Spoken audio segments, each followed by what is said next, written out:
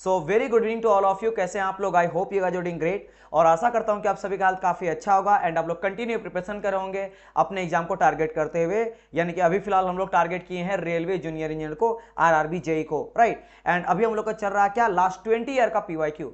RRB JE में railway junior engineer के last 20 year में जो भी क्वेश्चन पूछा गया है सबको हम लोग वन बाय वन करके सब्जेक्ट वाइज डील कर रहे हैं, सब्जेक्ट वाइज को हम लोग समझ रहे हैं। अभी हम लोग का सब्जेक्ट जो चल रहा है that is called your production, which is highly weighted subject, क्योंकि ये आपका 40-50 नंबर के आसपास पूछा जाता है, 45 से 50 के आसपास तो पक्का पूछा ही जाता है प्रोडक्शन से।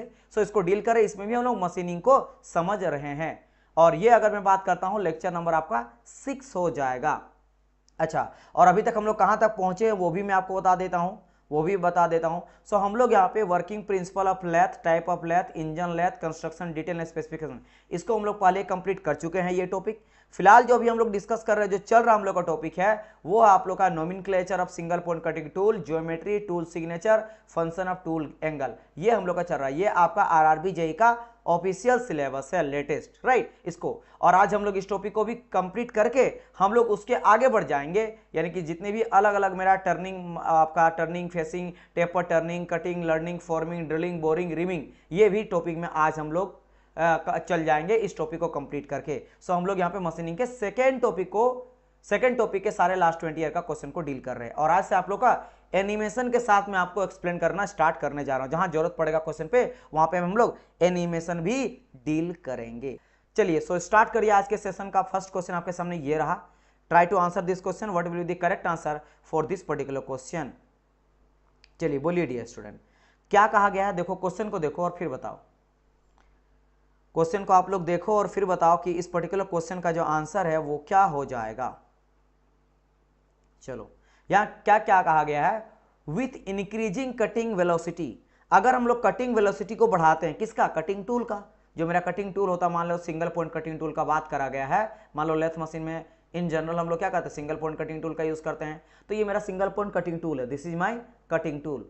सो क्या कहा गया है, ध्यान देना कि अगर हम लोग इंक्रीज करते हैं कटिंग वेलोसिटी, अगर हम लोग कटिंग वेलोसिटी को इंक्रीज करते हैं, टोटल टाइम फॉर मशीनिंग, तो मेरा टाइम जो है, देखो आपको क्या लगेगा, जैसे यहाँ पे आंसर आ रहा है ए डिक्रीज होगा। आपको क्या लग रहा है, सर स्पीड कर दिए ना, वेलोसिटी बढ़ा दिए तो स्पीड हो गया, सर टाइम मेरा कम लगेगा।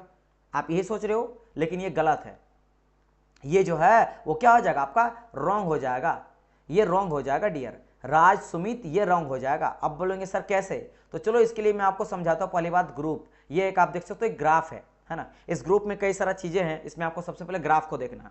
यहाँ पे ग्राफ किसके किसके बीच में है, ये रहा मेरा टाइम, है ना, दिस इज योर टाइम के बीच में है, जो कि मिनट में लिया गया है। और यहाँ पे आपका वेलोसिटी है।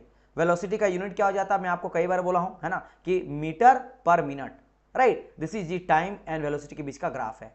आपको यहाँ पे क्या दिख रहा है, जैसे जैसे मान लेते हैं हम लोग यहाँ से स्टार्ट कर रहे हैं, एक से स्टार्ट कर रहे हैं, फाइनल पोजीशन मुझे यहाँ पहुँचना है, ठीक है। मतलब यहाँ पे मेरा वेलोसिटी फिलहाल क्या है, इस जगह पे, इधर आपका वेलोसिटी है ना, ये आपका वेलोसिटी है। सो यहाँ पे वेलोसिटी मेरा u आपका v1 है, यानी इनिशियल वेलोसिटी है, लो है। और फाइनल मुझे कहाँ तक जाना है, यहाँ तक जाना है, इस जगह तक, यानी v2।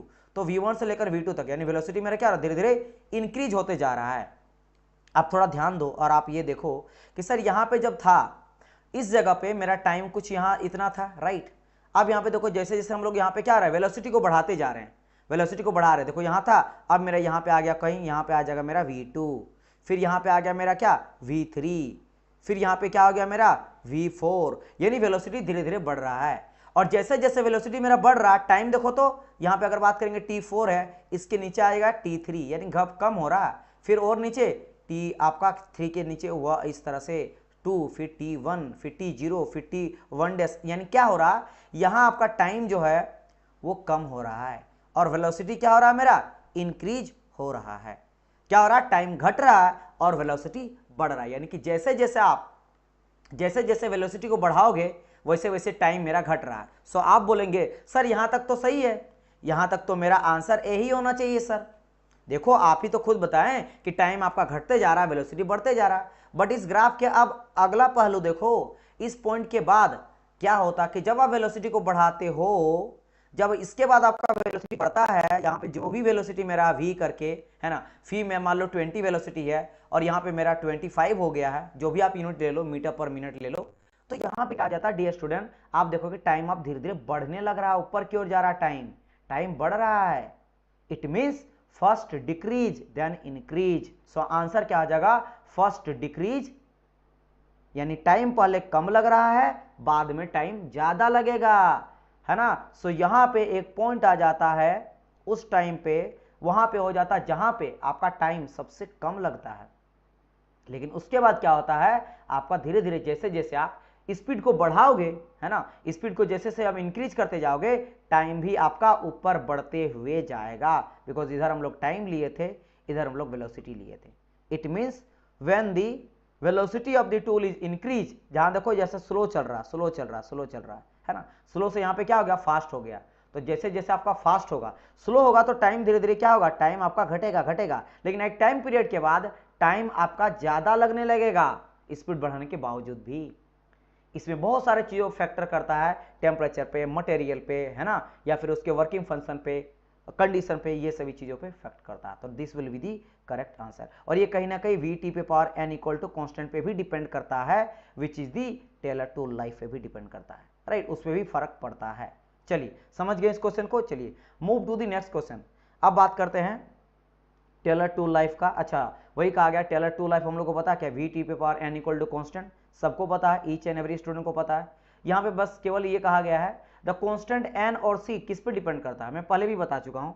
सो इसके लिए कोई एनिमेशन का जरूरत नहीं, जहां जरूरत पड़ेगा वहां पे एनिमेशन आपको दिखाऊंगा, जहां जरूरत पड़ेगा आपको एनिमेशन दिखाऊंगा, जहां पे केवल आपको आंसर देना वहां आंसर दो। सो यहाँ पे कहा गया जो एन और सी है, दीज आर कॉन्स्टेंट, ये कॉन्स्टेंट किस पे डिपेंड करता है, इससे पहले प्रीवियस लेक्चर, आई थिंक कल के लेक्चर में मैं आप लोग से डिस्कस कर रहा था। चलो जल्दी से बता दो। बिल्कुल सही जवाब है, बिल्कुल सही जवाब है ए नंबर, A2 एंड 1 2 एंड 3, यानी कि वर्क पीस मटेरियल, यानी याद रखना मटेरियल में भी, है ना, और मटेरियल दोनों का, चाहे वर्क रहे या टूल रहे, मटेरियल जब मैं बोलूंगा दोनों मटेरियल, तो एक तो मटेरियल हो गया, और आप किस तरह का कूलेंट यूज कर रहे हो उस पर भी डिपेंड कर रहा है मेरा टूल है। ऑब्वियसली बात है, आप कूलेंट अगर एयर मान लो एयर भी यूज कर सकते हो नेचुरल, या हो सकता हो कि आप वाटर यूज कर रहे हो, या फिर हो सकता है आप सोल्यूबल ऑयल यूज कर रहे हो, या फिर आप ग्रीस यूज कर रहे हो, तो उसमें भी डिपेंड करता है ना कौन मेरा ज्यादा हीट को ऑब्जॉर्व करता है। तो हीट को ऑब्जॉर्व अगर करेगा तो मेरा टूल वर्कपीस कम गर्म होगा, उसका टूल लाइफ बढ़ेगा। तो ये तो एज ए सेंस अगर इन जनरल भी सोचोगे तो आंसर यहाँ पे 1 2 3 ही होगा। नेक्स्ट क्वेश्चन, फिर से एक टूल लाइफ के ऊपर एक न्यूमेरिकल आपसे पूछा गया है ना, यहाँ पे पूछा गया टेलर टूल लाइफ इंडेक्स का बात करा गया, टेलर टूल लाइफ इंडेक्स का यहाँ बात करा गया, कितना हो जाएगा। टेलर टूल लाइफ इंडेक्स किसको बोलते हैं बता, तो एन को कहा जाता है। तो एन यहाँ पे कितना होगा, ये डायरेक्ट आपसे क्वेश्चन पूछा गया, n equal to what, V पे power N equal to constant में आपको बोला गया एन इक्वल टू क्या हो जाएगा।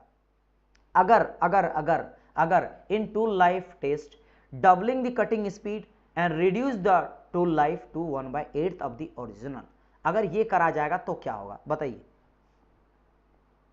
एनीवन जो इसका आंसर करना चाहेंगे, मैं थोड़ा टाइम भी आपको दूंगा, है ना।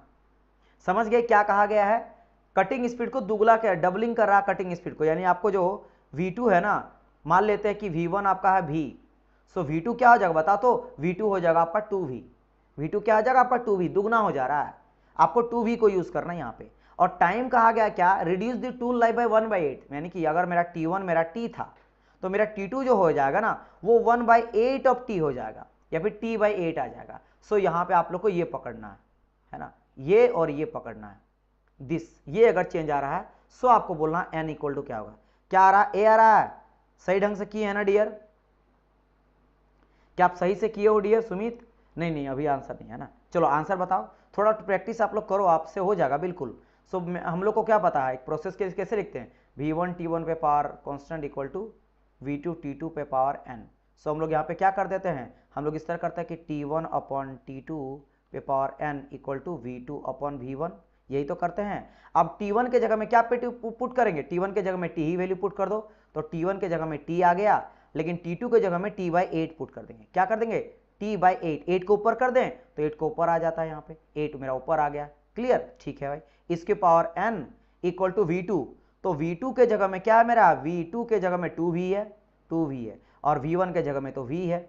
सो यहाँ पे आप ऑटोमेटिकली क्या देखते हो कि सर यहाँ से मेरा T और T तो खत्म हो गया, एंड V तो खत्म हो गया। सो मेरा बच क्या गया सर, 8 यहाँ पे बच रहा है मेरा, ओनली क्या बच रहा है, 8 बच रहा है, 8 पे power n equal to 2। So 8 का क्या जाएगा क्यू हो जाएगा, बिल्कुल करेक्ट आंसर है, B will be the correct answer, बिल्कुल करेक्ट है ना। सो यहाँ पे क्या जाएगा 2 पे पावर 3 है ना, n इक्वल टू 2, इसका भी बेस सेम है तो आप ले लोगे क्या 3n इक्वल टू 1, तो n इक्वल टू क्या आ जाएगा 1/3। देखो इसी तरह से सॉल्यूशन करोगे तो ऑटोमेटिकली क्यों नहीं बनेगा, बनेगा क्यों नहीं, है क्वेश्चन ही इंसान ही बनाता है। सो आपको यहाँ पे प्रैक्टिस करोगे तभी जाके आपसे क्वेश्चन धीरे धीरे बनेगा, और जैसे जैसे क्वेश्चन बनेगा यू विल गेट कॉन्फिडेंट, आपको वहां से कॉन्फिडेंट मिलते जाएगा है ना, और ये बहुत अच्छा आप लोग के लिए होगा। क्लियर, चलो भाई। सो यहाँ पे आप लोग का आंसर मिल गया होगा कि आंसर हो जाएगा मेरा क्या 1/3। बढ़ते हैं नेक्स्ट क्वेश्चन की ओर। चलिए इस बार देखो 134, a carbide tool having n equal to 0.25 with a mild steel workpiece has found to give life of 1 hour 21 minute while cutting at 60 meter per minute. The value of C is tailor tool life where Vt equal to C will be equal to। Simple सा question है, बहुत प्यारा है। और जैसे आपका machining हो जाएगा उसके बाद हम लोग क्या करेंगे कि आप लोग के लिए मशीनिंग से कहां कहां से न्यूमेरिकल पूछा जाता है उसका फॉर्मूला के साथ एक सीरीज चलाएंगे, जिसमें केवल हम लोग उस सीरीज में मशीनिंग रहे, वेल्डिंग रहे है ना, या जो भी सब्जेक्ट आप लोग का आ जाता है ना, कोई भी सब्जेक्ट आएगा, स्ट्रेंथ ऑफ मटेरियल आ जाएगा, थर्मल में आ जाएगा, सो हम लोग केवल न्यूमेरिकल क्वेश्चन करवाएंगे और उसका आपका सारा का सारा फॉर्मूला बता देंगे। उससे क्या होगा कि आपको न्यूमेरिकल भी समझ में आ जाएगा कहां कहां से पूछा जाता है और क्या क्या न्यूमेरिकल फॉर्मूला का जरूरत पड़ता है। सो ये सब के बारे में हम लोग डिस्कस करेंगे। क्लियर, चलिए सो आंसर यहाँ पे करिएगा, इसका क्या हो जाएगा करेक्ट आंसर।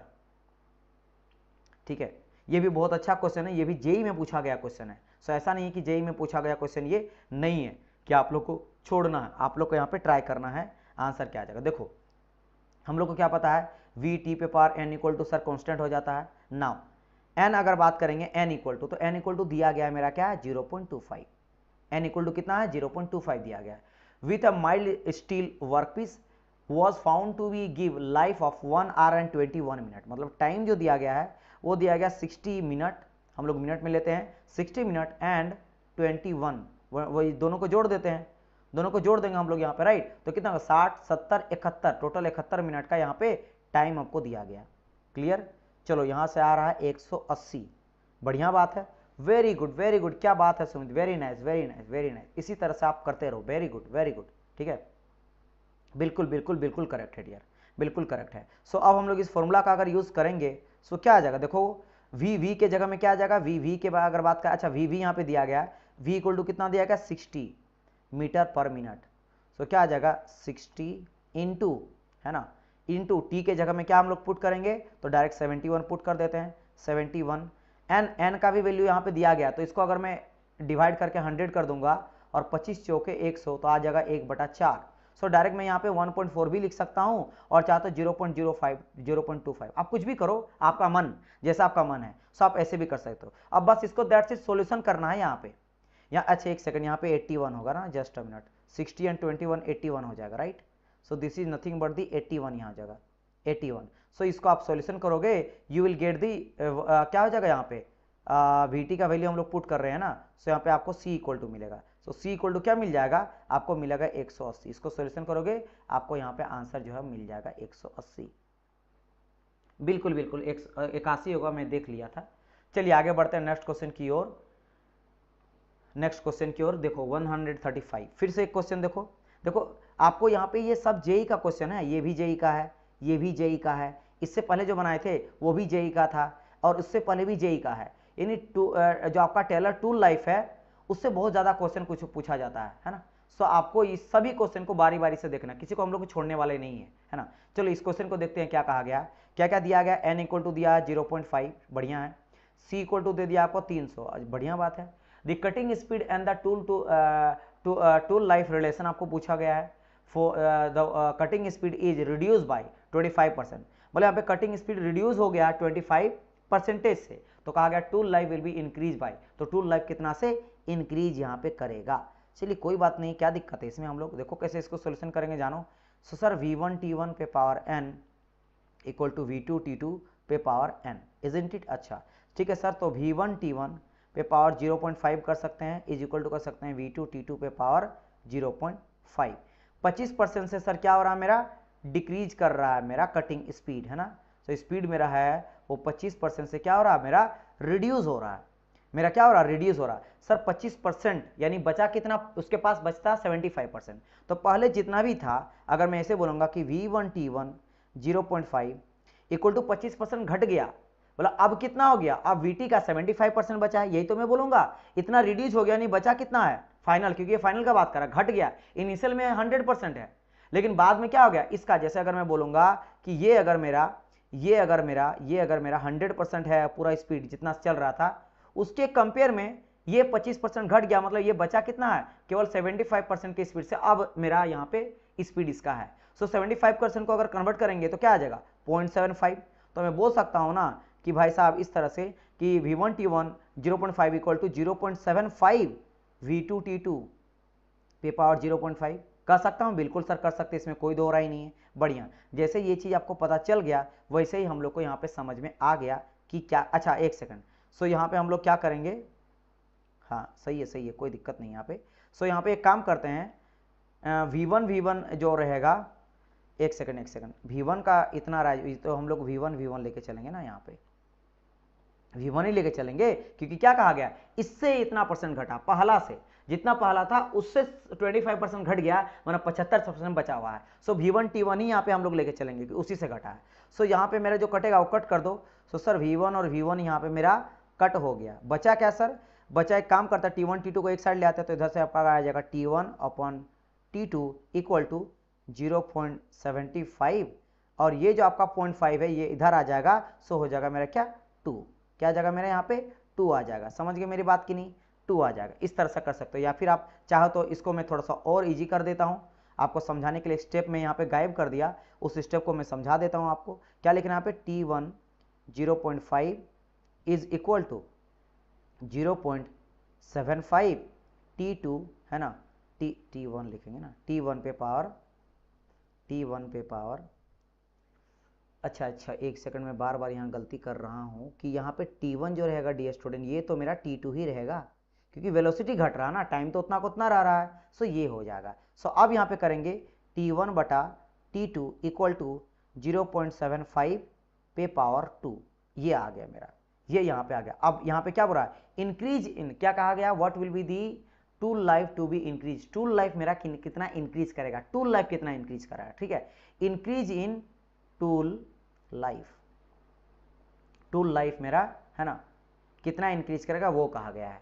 सो चेंज पहले देखेंगे है ना, T2/T1 का चेंज किससे, ओरिजिनल से कितना मेरा यहाँ पे इंक्रीज हुआ है, ओरिजिनल T1 से कितना यहाँ पे इंक्रीमेंट हुआ, और उसके लिए हम लोग क्या करेंगे, इनटू कर देंगे 100 से, हमेशा यही करते हैं, यही कर देना है बस, दैट्स इट।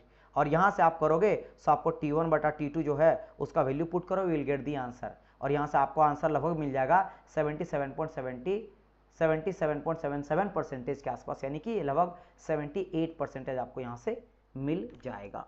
बताइए ये चीज समझ यहाँ पे आया या नहीं आया, एक बार आप मेरे को बताओ, इज इट क्लियर और नॉट, इज इट क्लियर और not.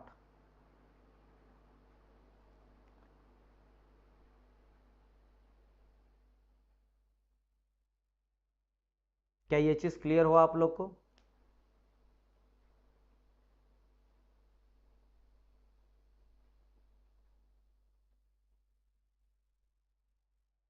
Clear, very nice, very good. चलिए सो आगे बढ़ जाते हैं नेक्स्ट क्वेश्चन की ओर। देखो मैं एक चीज खाली करा था, यहाँ पे गलती से लिख दिया था कि इसका चेंज हो रहा है, लेकिन यहाँ बोला गया था ओनली कटिंग स्पीड जो है वो मेरा रिड्यूस कर रहा है, कटिंग स्पीड रिड्यूस कर रहा है, इसलिए हम लोग V1 जो था, V1 का 75% बचा, 75%, तो T2 यहाँ पे T1 था तो यहाँ T2 टाइम चेंज हो रहा, ये कम हो रहा था, इसीलिए मैंने वहां पर करा था एरर। सो वो मैं आपको बता दिया। नेक्स्ट क्वेश्चन देखो फिर से पूछा है, अब ये एक आपका सीनियर सेक्शन में ही पूछा है। सो चलो जब इतना बनाए हैं तो इस क्वेश्चन को भी हम लोग बना देते हैं। इस क्वेश्चन में क्या कहा गया है देख लो, इसी तरह का सेम क्वेश्चन है, ट्राई करें। देखो ये थोड़ा सा आपको डिफिकल्ट लग सकता है, लेकिन आप 3-4 क्वेश्चन अगर प्रैक्टिस करोगे तो फिर वो आसान लगने लगता चीजें, और यही आपको लाखों बच्चे से जो ऊपर लाएगा ना, जो लाखों में भर जाता है, 50, 60, 70 लाख है ना के आसपास बच्चे अप्लाई कर लेंगे रेलवे में, और वहां से अगर आपको निकलना है तो इस तरह का क्वेश्चन को आपको अटेम्प्ट करना पड़ेगा। अगर आप इस तरह के क्वेश्चन को अटेम्प्ट नहीं करोगे तो आप पीछे रह जाओगे। तो this is very important to be up front in the crowd. अगर आपको अप फ्रंट आना है भीड़ में तो ये सबको बनाना पड़ेगा ही पड़ेगा। देखो कहा गया using the Taylor equation bt power n equal to 0 calculate the percentage increase in tool life. Same same same same. देखो अभी मैंने क्या करा था, परसेंटेज इंक्रीज यानी कि T1 में कितना इंक्रीमेंट हुआ, यानी कि T2 इंक्रीमेंट हुआ तो T2 बढ़ा होगा, इसलिए T2 में T1 को घटाएंगे, ये भी समझ रहे हो। टाइम बढ़ा है ना, तो यहाँ पे इनटू परसेंटेज के लिए हम लोग 100 कर देंगे। सो यही करेंगे हम लोग, यही करेंगे इस बार भी वही, क्योंकि देखो कहा गया वही सेम चीज इंक्रीज इन टूल लाइफ, और इससे पहले भी कहा गया था इंक्रीज इन, देखो tool life will be increase कितना होगा, तो सेम चीज हम लोग लगाएंगे यहाँ पे। When the cutting speed is reduce by, same कहानी है, यहाँ भी कहा गया था कटिंग स्पीड रिड्यूस हो रहा था 25 से, यहाँ पे रिड्यूस हो रहा 50% से। एन का वैल्यू बोला 0.5 लेना है, और सी कहा गया 400, यहाँ पे सी मेरा था 300 और एन था 0.5, तो कोई अंतर है, कोई अंतर नहीं है। तो चलो इसका आंसर बताओ मेरे को कितना हो जाएगा जल्दी से, है ना। फिर हम लोग वही करेंगे कि V1 T1 पे पावर n यानी कि 0.5 इक्वल टू V2 T2 पे पावर 0.5 इक्वल टू हम लोग कॉन्स्टेंट लिख सकते हैं। सेम हम लोग डायरेक्ट ये वाला लेते हैं इक्वेशन, हम लोग है ना ले सकते हैं कि यहाँ हम लोग डायरेक्ट हम लोग ऐसे, देखो और एक तरीका है बनाने का इसको, बहुत अच्छा तरीका कि सर V2, देखो अगर मैं बोलूँगा यहाँ पे क्या कि V2 upon V1 equal to T1 upon T2 पे पावर 0.5 भी लिख सकते हैं, राइट। और मैं अगर 0.5 को उधर ले जाता तो 2 आ जाता, तो कर सकता हूँ मैं यहाँ पे T1 upon T2 equal to V2 upon V1 पे पावर क्या आ जाएगा, 2 आ जाएगा, 2 आ जाएगा, ठीक है। ये रूट अंडर रहता है ना, ये इधर चल जाएगा, हाफ है तो 2 आ गया, ठीक है अक्का। ओके सर, यहाँ तक मैं इसको कर दिया, ठीक है, इसको मैं यहाँ पे कर दिया, ठीक है। सो इज इक्वल टू यहाँ पे क्या कर देंगे 0.25 आपका हो जाएगा, है ना। चलिए 25 क्योंकि रिड्यूस कहा गया ना, 50% हम लोग लिए हैं, समझ गए। मैं यहाँ पे शॉर्ट कर रहा हूँ, देखो कैसे V2 इक्वल टू क्या आ जाएगा V1 का 50%, V1 का 50%, तो V2 इक्वल टू क्या आ जाएगा 0.5 ऑफ V1, 0.5 ऑफ V1। सो आप इसको वैल्यू पुट करोगे तो डायरेक्ट यहाँ से T2 इक्वल टू 4 टाइम यहाँ पे T1 मिल जाएगा, बस यहाँ से अब मिल गया। अब इस वाली चीज़ को यहाँ वैल्यू पुट करो बस, तो यहाँ पे क्या आ जाएगा 4 माइनस 1/1 इंटू 100 करोगे, you will get 300%। Very good Sumit, very nice dear, बिल्कुल आ गया। देखो किसी को भी अगर समझ नहीं आएगा सो मेरे को बोलना, मैं यहाँ पे शॉर्टकट अपनाया हूँ क्योंकि इससे पहले मैं एक्सप्लेन पूरा अच्छा तरह से कर दिया। आप लॉन्ग टर्म से भी इस तरह से कर सकते हो, और आप अगर समझ गए फिर तो आप फास्टली कर सकते हो। देखो यहाँ पे जो बच्चे यहाँ पे है, जो बच्चे आंसर दे रहे हैं उनको समझ में आ रहा है, मैं आगे बढ़ रहा हूँ। सो अगर आपको कोई भी दिक्कत होगा तो प्लीज़ आप मेरे को बताइएगा, सर समझ नहीं आया फिर से बताइए, राइट। और आप सेशन को जितने बच्चे जुड़ेंगे सेशन को लाइक भी करते रहना है। चलो देन आगे बढ़ जाते हैं नेक्स्ट क्वेश्चन की ओर। Next question crater wear. अब देखो इसके ऊपर मैं अच्छी तरह से आपको देखो फिगर के साथ समझाऊंगा, कई सारा फिगर के साथ समझाऊंगा, बिकॉज ये इंपॉर्टेंट है और यहां से क्वेश्चन बनते हैं और सारे, सिर्फ यही क्वेश्चन ही और बनेंगे, है ना। चलिए सो अब देखो यहाँ पे क्या है क्वेश्चन, क्रीटर वियर का बात करेगा। Always start at some distance from the tool tip because of that point cutting fluid does not आपका पेनिट्रेट, या chip tool interface temperature is maximum, normal stress on the rake face is maximum, या tool strength is minimum. So क्या हो जाएगा, ये आपसे यहाँ पे पूछा गया है।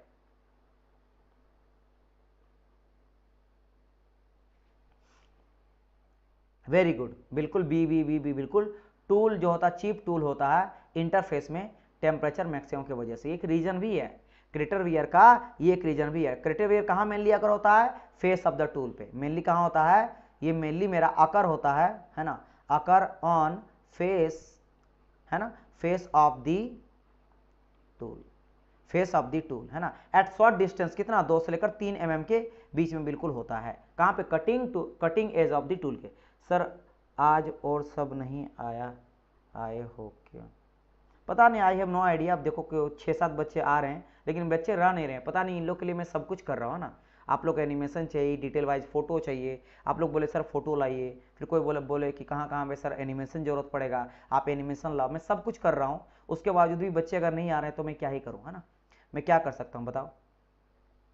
और जब मैं ग्रुप में पूछता हूँ तो सारे कोई बोलते हैं कि हाँ हाँ आएंगे ना, बिल्कुल आएंगे, ठीक है। अब देखो थोड़ा हम लोग बात कर लेते हैं पूरा का पूरा क्रेटर वियर एंड आपका फ्लैंक वियर के बारे में, कहाँ कहाँ पे कैसे कैसे बनता है। चलो सबके बारे में डिस्कस करते हैं, इस चीज़ को हम लोग यहाँ पे क्लियर कर देते हैं। देखो अगर यहाँ पे देखोगे आप, ये क्या है सर, ये वाला रेड कलर से अभी मैं आपको दिखा रहा हूँ, ये है सर मेरा चिप, इसी को चिप बोलते हैं। ये मेरा बाहर निकलते जाता है, जैसे हम लोग मेटल कटिंग करेंगे ना, जब कटिंग करेंगे सो ये जो रेड कलर का है ये चिप है, ये बाहर निकलते हुए जाता है। और जो येलो कलर से दिखाई दे रहा है ये मेरा कटिंग टूल है। और नीचे जो है ये मेरा वर्क पीस है, this is my work piece. Workpiece है, ठीक है, इतना तो समझ आ रहा है। अब यहां अगर बोलेंगे सर मेरा क्रिएटर वियर कहां देखने को मिलता है डियर, तो क्रिएटर वियर आपका चिप और कटिंग टूल के इंटरसेक्शन पे देखने को मिलता है क्रिएटर वियर, है ना। क्रिएटर वियर कहां देखने को मिलता है, इन दोनों के इंटरसेक्शन में देखने को मिलता है, इन दोनों के इंटरसेक्शन में देखने को मिलता है ना। देखो बोलेंगे सर आरआरबी एसएससी आएगी, देखो अभी कुछ भी कहना जल्दबाजी होगा, है ना। बस अभी कोई ऐसा नहीं, एक गुड न्यूज मैं आपको कई बार बता चुका हूँ, गुड न्यूज नहीं है, एक केवल पॉजिटिव न्यूज यही मिला है कि जो आपका टेंडर पास हुआ उसमें सीनियर सेक्शन इंजीनियर भी शामिल था। टेंडर को कहा गया कि उसका भी एग्जाम आपको करवाना है, लेकिन उसके अलावा कुछ भी न्यूज नहीं आया है, तो मैं क्या ही बताऊं, राइट। सो आपको वेट करना पड़ेगा, कुछ दिन वेट करना पड़ेगा, तभी जाकर समझ आएगा। अभी आप कर सकते हो केवल प्रिपरेशन, लेकिन आप सीनियर सेक्शन है, ज्यादा टाइम भी नहीं मिलेगा, तो अभी आप देखो क्वेश्चन वेश्चन तो करवा ही रहे हैं, सब पढ़ाई करो, है ना, पढ़ाई करो, आएगा जब आएगा कोई दिक्कत नहीं। इस बार तो आप जेई के लिए अप्लाई कर ही सकते हो। हाँ, अगर आप कहीं पे जेई एज ए काम कर रहे हो, गवर्नमेंट जेई, तो बात अलग हो, नहीं तो आप आरआरबी जे का भी प्रिपरेशन कर रहे हो, क्योंकि अगर आपका बीटेक रहेगा, एमटेक रहेगा, तो टाइम बिंग कम टाइम पे आप प्रोमोशनल जो जीडीसी एग्जाम होता है, कई सारे स्टूडेंट जीडीसी की भी आए थे लाइव, आप कल भी आए थे, देखे थे आप, है ना, जो वो बोलते क्योंकि वो पुराने स्टूडेंट है कि सर जीडीसी के लिए क्या करूंगा, सो आप जा सकते हो। आपका with in a month, with in year या 1 से 2 साल मैक्सिमम, 2 साल के अंदर आप अच्छा पोस्ट पे चल जाओगे, जेई से भी अच्छा पोस्ट में चल जाओगे, जीडीसी एग्जाम होते रहता, तो आप वहां पे आप जा सकते हो। तो मैं बोलूंगा प्रिपरेशन करो, बाकी चीजों को छोड़ के प्रिपरेशन करो। चलो सो देखो यहाँ पे मैं क्या बात कर रहा था कि आपका चिप और कटिंग टूल के बीच में आपका बनता क्या, क्रिएटर वियर, ठीक है, ये हो गया क्रिएटर वियर के बारे में। अच्छा, क्रिएटर वियर के बारे में, इसको केवल क्रिएटर भी कहा जाता है। ये कहां बनता है, टूल और चिप इंटरफेस में। देखो ये रहा मेरा टूल रहा और ये मेरा चिप रहा, इन दोनों के इंटरफेस में बनता है, बिल्कुल सर। और ये मेरा कहां ज्यादातर देखने को मिलता है, कब होता है ये, जब हाई स्पीड में आप चलाते हो तब ये मेरा प्रीडोमिनेंट हो रहा है, ठीक है। जब आप हाई स्पीड करते हो तब आपको क्रिएटर वियर ज्यादा देखने को मिलेगा। तो यहां से एक चीज क्रिएटर वियर आपका क्लियर हो गया। बात करते हैं आप किसके बारे में, फ्लैंक वियर के बारे में। फ्लैंक वियर कहां देखने को मिलता है, तो देखो ध्यान से, ये वर्कपीस है और ये टूल है। वो जो क्लियरेंस एंगल जहां पे हम लोग देते हैं ना, वहीं पे बात कर रहे हैं ना। सो क्लियरेंस एंगल जब आपका कम होने लगता है ना, तो ये वाला चीज आपका आकर होने लगता है, जिसको बोलते हैं फ्लैंक वियर। क्यों, क्योंकि यू नो दैट कि ये जो टूल होता है इसको हम लोग फ्लैंक भी बोलते हैं ना। जैसे अगर मैं बोलूंगा इस चीज को थोड़ा बड़ा करके, अगर मैं बोलूंगा इस तरह से, और अगर मैं यहाँ पे टूल बना देता हूं, इस तरह से टूल बना दिया, सो आपको पता है अगर ये मेरा टूल है तो इस वाले फेस को क्या कहते हैं, इस वाले फेस को हम लोग फ्लैंक भी तो कहते हैं, इस वाले फेस को क्या कहते हैं, फ्लैंक कहते हैं, है ना। और इस वाले को क्या कहते हैं, मशीन सरफेस कहते हैं, मशीन्ड सरफेस कहते हैं। क्यों, क्योंकि यहाँ पे कटिंग हो चुका है, क्योंकि इधर वाला कटिंग मेरा बाकी है, अनमशीन वाला पार्ट है, ये अभी कटिंग करना बाकी है। कौन सा बाकी, ये वाला जो हैचिंग कर दिया हूं, और ये वाला पीट मेरा मशीन हो चुका है। तो मशीन और फ्लैंक, तो फ्लैंक है, इसीलिए यहाँ पे फ्लैंक वियर आ जाता है। यहाँ पे क्या जाता, फ्लैंक वियर आ जाता। तो फ्लैंक वियर कहाँ कहाँ जाता, टूल और वर्कपीस के इंटरफेस के बीच में। यहाँ क्या था, टूल और चिप के बीच में आता क्रिएटर वियर, और टूल और वर्कपीस के बीच में आता है फ्लैंक वियर। फ्लैंक वियर को हम लोग वियर लैंड भी कहा जाता है। फ्लैंक वियर को क्या कहते हैं, वियर लैंड भी कहा जाता है। वियर लैंड क्यों, नाम से पकड़ना, वियर कहां हो रहा है, लैंड पे, लैंड यानी वर्कपीस में, जहां लैंड करता है मेरा टूल, वहां पे। समझ गए, तो ये दोनों चीजों के बारे में समझ गए। अब और चीजें समझो, और चीजें समझो। जैसे कभी कभार क्या आ जाएगा, अगर आप यहां पे देखोगे, सो आप यहां देखोगे ये मेरा जो टूल है, ये मेरा टूल है। सो इस वाले पार्ट को कहते हैं हम लोग क्या है, इस वाले कहते हैं हम लोग फेस। जैसे मैं समझाता हूं, फिर से समझना। कभी कभार कभी कभी क्या क्वेश्चन कितना घुमा के देगा, मैं आपको हर एक तरीका बता रहा हूं कि क्वेश्चन अगर घुमाएगा सो कहां पे आप फंस सकते हो। आपको डायरेक्ट पता है क्या बोलेगा, पहले आपको मैं बता देता हूं फेस। इस वाले फेस को क्या कहा जाता है, इस वाले को फेस को हम लोग फेस ही कहते हैं। और इस वाले को क्या कहते हैं, इस वाले को हम लोग फ्लैंक कहते हैं, इस वाले को फ्लैंक कहते हैं। समझ गए। अब देखो, अभी जस्ट मैंने क्या कहा था कि जो क्रिएटर वियर है कहां होता है, टूल और चिप के बीच में। आपको यहां पे क्या बोलेगा, चिप तो बोलेगा लेकिन टूल नहीं बोलेगा, आपको बोलेगा यहाँ पे फेस एंड चिप के बीच में कौन सा वियर आता है। आपको यहाँ पे टूल लिखा हुआ नहीं रहेगा, टूल लिखा हुआ नहीं रहेगा, क्योंकि टूल का कौन सा पार्ट है, ये टूल है, और टूल का फेस वाला पार्ट है। तो फेस पे, फेस और जब मेरा यहाँ चिप सटता है, सो यानी इसके इसके बीच में हो रहा है, चिप और फेस के बीच में आपको यहाँ पे क्या हो रहा है, यहीं पे आपको देखने को मिल रहा है आपका क्रिएटर वियर। तो क्रिएटर वियर किसके किसके बीच में, फेस ऑफ द टूल या ओनली फेस एंड चिप के बीच में। तो फेस और चिप के बीच में भी बोल सकता है। सिमिलरली अगर आपको फ्लैंक वियर को घुमाना है तो क्या बोलेगा, ये तो चलो आपको क्या बोलेगा, अभी हम लोग लिखें टूल और वर्कपीस के बीच में, लेकिन टूल ना बोल के अगर बोलेगा flank of the tool and workpiece, या फिर टूल बोलेगा नहीं, ओनली बोलेगा फ्लैंक एंड वर्कपीस, तो यहां टूल ना रह के क्या रहेगा, फ्लैंक रहेगा, फ्लैंक रहेगा। सो ये भी आपको पूछ सकता है कि फ्लैंक और वर्कपीस के बीच में इंटरफेस में कौन सा वियर आता है, फ्लैंक वियर या फिर फ्लैंक वियर दिखाई ना दे, आपको डायरेक्ट बोलेगा वियर लैंड, तो वियर लैंड होता है। ये कब होता है? जब आप लो स्पीड करते हो तब ये आपका वियर देखने को मिलता है, क्योंकि लो स्पीड में टूल बहुत ज़्यादा रब करता है और उसके वजह से यहाँ पे आपको क्या होता है? फ्लैंक वियर देखने को मिल जाता है। इतना चीज़ें क्लियर। अब यहाँ पे क्या होता है? जोन बनता है, प्राइमरी जोन, सेकेंडरी जोन और टर्सरी जोन। आपको ये पूछा जाता है कि क्रेटर वियर प्राइमरी जोन पे बनता है, सेकेंडरी जोन पे बनता है या टर्सरी जोन पे बनता है, और फ्लैंक वियर भी कौन सा जोन पे बनता है। चलो अब हम लोग उसके बारे में डिस्कस कर लेते हैं। तो आप आ जाओ नीचे वाला फोटो। अब यहाँ पे प्राइमरी जोन का बात करते हैं। अच्छा, यहाँ पे एक शेयर जोन भी होता है। शेयर जोन कहाँ होता है? ये वाला पार्ट, यानी जो चिप है, चिप जब टूट टूट के बाहर निकल रहा ना मेन पीस से, जैसे मान लो ये मेरा क्या है, ये मेरा मेन आपका वर्क पीस है और यहाँ से टूट टूट के मेरा ये चिप मेरा बाहर निकल रहा है। सो ये चिप है, मेरा चिप है और ये मेरा वर्क पीस है, ये मेरा वर्क पीस है। सो जहाँ मेरा टूट रहा ना, यहाँ से इस जगह पे टूट रहा मेरा चिप, क्योंकि ये भी तो मेरा सटा हुआ था, इस तरह सटा हुआ था, बाहर में निकल रहा मेरा जब मेटल कटिंग कर रहे हैं। सो ये जो पार्ट होता है इसको हम लोग बोलते हैं शेयर जोन। इसको क्या कहा जाता है? मेरा शेयर जोन कहा जाता है। तो ये भी याद रखना, शेयर जोन इसको कहते हैं। चलो शेयर जोन हो गया, ये सभी समझ गए। अब बात करते हैं हम लोग अलग अलग डिफॉर्मेशन जोन के बारे में। तो उसी में एक शेयर जोन आ गया। तो एक तो हो गया यहाँ का आपका एक, अब देखो जोन अगर कहा जाए 4 जोन हो जाता है शेयर जोन को जोड़ के। एक हो जाता primary, secondary, tertiary, shear zone.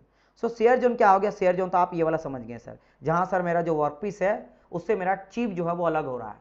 तो this is your shear zone. बात करते हैं हम लोग सबसे पहले क्या?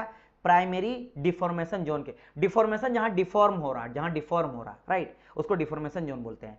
सो ये वाला जो पार्ट रहता है, देखो मैं रेड कलर से दिखा रहा हूं, इस वाले पार्ट को हम लोग बोलते हैं primary deformation zone. Primary deformation zone. अब बोलेंगे सर ये कौन सा पार्ट है? ये भी तो चिप और मेरा वर्कपीस अलग ही हो रहा है, लेकिन यहां शेयर क्यों हो रहा है? क्योंकि जब ऐसे उठता है ना तो शेयर आपको पता है ना, पैरेलल फोर्स मेरा लगता है, तो वहां पे पैरेलल फोर्स लगता है। ये मेरा एंगल पे बढ़ रहा है उस चिप का इस भाग में, जैसे पूरा का पूरा क्या रहेगा, इस तरह जो चिप निकलेगा मेरा पूरा का पूरा 3D फेज में रहेगा, ऐसा रहेगा, ऐसा रहेगा। तो यहां पे आपको शेयर जोन देखने को मिलेगा, इस जगह पे शेयर जोन मिलेगा, लेकिन यहां पे आपको मिलेगा प्राइमरी डिफॉर्मेशन जोन, है ना, डी आपका PDZ, प्राइमरी डिफॉर्मेशन जोन यहां पे देखने को मिलेगा इस भाग में। सो याद रखना, यहां पे आपको देखने को मिलता है क्या? Primary deformation zone. अब यहां पे ना तो मेरा आ जाता क्रेटर वियर, ना आ जाता फ्लैंक वियर। सो सर ये दोनों कहां आता? तो चलो बात करते हैं अब सेकेंडरी डिफॉर्मेशन जोन के बारे में। अब देखो सेकेंडरी डिफॉर्मेशन जोन आपका यहां पे बनता है, इस जगह पे, और ये आपको दिखाई दे रहा सर ये तो ये वाला पॉइंट है, और यहीं पे मेरा बनता था क्रेटर वियर। यानी सर आप ये बोल रहे हो जो क्रेटर वियर है वो मेरा सेकेंडरी डिफॉर्मेशन जोन पे बनता है, सेकेंडरी डिफॉर्मेशन जोन पे बनता है। सो आप बोलेंगे हाँ इसका मतलब तो ये फिगर देख के यही लग रहा है। सो वही बात ही है, देखो क्रेटर वियर में बोल दिया, राइट। तो दिस इज योर सेकेंडरी। और किसके किसके बीच में? वही घुमा फिरा के बोल देगा, या तो टूल और चिप के बोल दे, या फिर बोलेगा आपको फेस एंड टूल, फेस और चिप के बीच, क्योंकि टूल को यहाँ पे फेस ऑफ द टूल होता है, तो face of the tool and chip के बीच में। क्लियर? तो ये क्या हो सकता है? ये बोलेगा इस तरह से टूल एंड चिप के बीच में हो जाएगा, या फिर फेस ऑफ द टूल भी बोल सकता, face of the tool and chip के बीच में। फिर केवल बोलेगा face and versus face and chip के बीच में, बोले कुछ भी बोल सकता है। अब बात करते हैं फ्लैंक वियर का। फ्लैंक वियर जो है ना ये बनता आपका टर्सरी डिफॉर्मेशन जोन पे। टर्सरी कहां था? इस जगह पे था, जहां पे मेरा टूल का कौन सा पार्ट? फ्लैंक वाला पार्ट। तो टूल और वर्कपीस जहां टच हो रहा था, टूल और वर्कपीस, या फिर इसको फ्लैंक बोलेंगे, फ्लैंक। तो यहां पे आपको देखने को मिलता है क्या? Tertiary zone. ये कहां पे होता है? ये दिखाई यहां पे नहीं दे रहा, इस जगह पे, इस जगह पे, ये जगह पे। तो ये आपका टर्सरी डिफॉर्मेशन जोन है, समझ गए? सो यहां पे हो गया सेकेंडरी, यहां पे हो गया आपका टर्सरी। थर्ड भी लिख देता हूं, थर्ड माने टर्सरी हो गया, है ना, टर्सरी, और ये हो गया सेकेंडरी डिफॉर्मेशन जोन। ठीक है, डिफॉर्मेशन जोन। क्लियर? तो याद रखना, कैसे याद रखेंगे इसको पता है ना? कैसे याद रखेंगे? देखो इस तरह से याद रखना, जैसे सी है ना, सी क्रेटर आ रहा है, क्रेटर आ रहा है, तो CS याद रखना, है ना, CS, है ना, कंप्यूटर साइंस वाला CS याद रखना, है ना। और ये रखना यहाँ पे अगर याद रख सकते हो FT, CSFT, है ना, CSFT ऐसे याद रखना। क्रेटर वियर कहाँ? सेकेंडरी में, और फ्लैंक वियर कहाँ? टर्सरी में।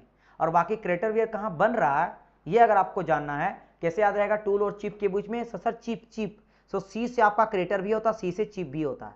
सो एक तो टूल है, क्योंकि टूल यहाँ भी है, टूल यहाँ भी है, टूल से दोनों सटा हुआ। सो याद रखना टूल और सी माने चिप में, ये याद रखना, है ना। और यहाँ पे अगर जो चिप हो गया आपका, टूल एक हो गया, सो दूसरा मेरा टूल एक तो हो गया आपका चिप, और दूसरा आपका वर्क पीस। तो ये वर्क पीस और टूल तो है ही दोनों में कॉमन। सो इससे आप एक तरह से याद रख सकते हो इसके थ्रू, है ना। चलिए सेशन सारे बच्चे लाइक करना, अभी 8-10 बच्चे जितने लाइव देख रहे हैं सारे बच्चे लाइक करना। चलिए ये क्लियर हो गया सर, और डिटेल समझो, और डिटेल समझो। अब बात करते हैं जैसे अलग अलग, जैसे कि कभी कभी टूल आपका टूल का फेस ऐसा दिखा रहेगा, ये फिगर कई सारा देखने को मिल जाता है, क्या पता कहीं से भी कुछ दे। तो यहां बोलेगा क्रेटर वियर, तो क्रेटर वियर आपको ऊपर में दिखाई देगा। क्यों, देखो ध्यान से, क्रेटर वियर कहाँ, ये रहा ना ऊपर वाला पार्ट में। जब आपका ये इस तरह का पीस आप देखोगे ना, ऐसा पीस देखोगे, तो देखो ये ऊपर वाला पार्ट था ना, यहाँ पे आपका दिखाई दे रहा था इस जगह पे क्रेटर वियर, तो आपको बिल्कुल ऊपर में आपको दिखाई देगा क्रेटर वियर। देखो ऊपर में आपका क्रेटर वियर दिखाई देगा। और फ्लैंक वियर कहाँ दिख रहा था सर, टूल और वर्कपीस के बीच में नीचे वाला पार्ट में। सो यानी कि यहाँ पे जो फ्लैंक वियर रहेगा वो नीचे पार्ट में दिखाई देगा, नीचे पार्ट में, है ना। और एक आ जाता नॉच, नॉच जैसा निकला रहता है, इसको नॉच वियर भी कहते हैं, नॉच वियर भी कहते हैं। ये हो गया एक क्रॉस सेक्शन। दूसरा क्रॉस सेक्शन जो नोज वाला पार्ट से देखो, जैसे होता है ना टूल का नोज, टूल का नोज होता है, टूल का नोज भी होता है ना, आपको पता है। Tool single point cutting tool बनाते हैं तो एक नोज जैसा भी बनता है। सो उस नोज के कंपेयर करा जाए, सो वहां पे अगर कहां पे बनेगा फ्लैंक वियर, क्रेटर वियर। सो देखो अगर ये मेरा टूल का नोज है और ये वाला रेक वाला पार्ट है, रेक वाला पार्ट है, सो आप यहाँ पे इसके जस्ट नीचे ये जो रेक वाला का पोर्शन होता है जहां रेक खत्म होता है, उसके जस्ट नीचे आपको यहाँ पे नजर आएगा फ्लैंक वियर, और उसके जस्ट ऊपर मेरा बनेगा क्रेटर वियर। तो याद रखना हमेशा क्रेटर वियर ऊपर में ही बनेगा और फ्लैंक वियर नीचे में ही बनेगा, समझ गए।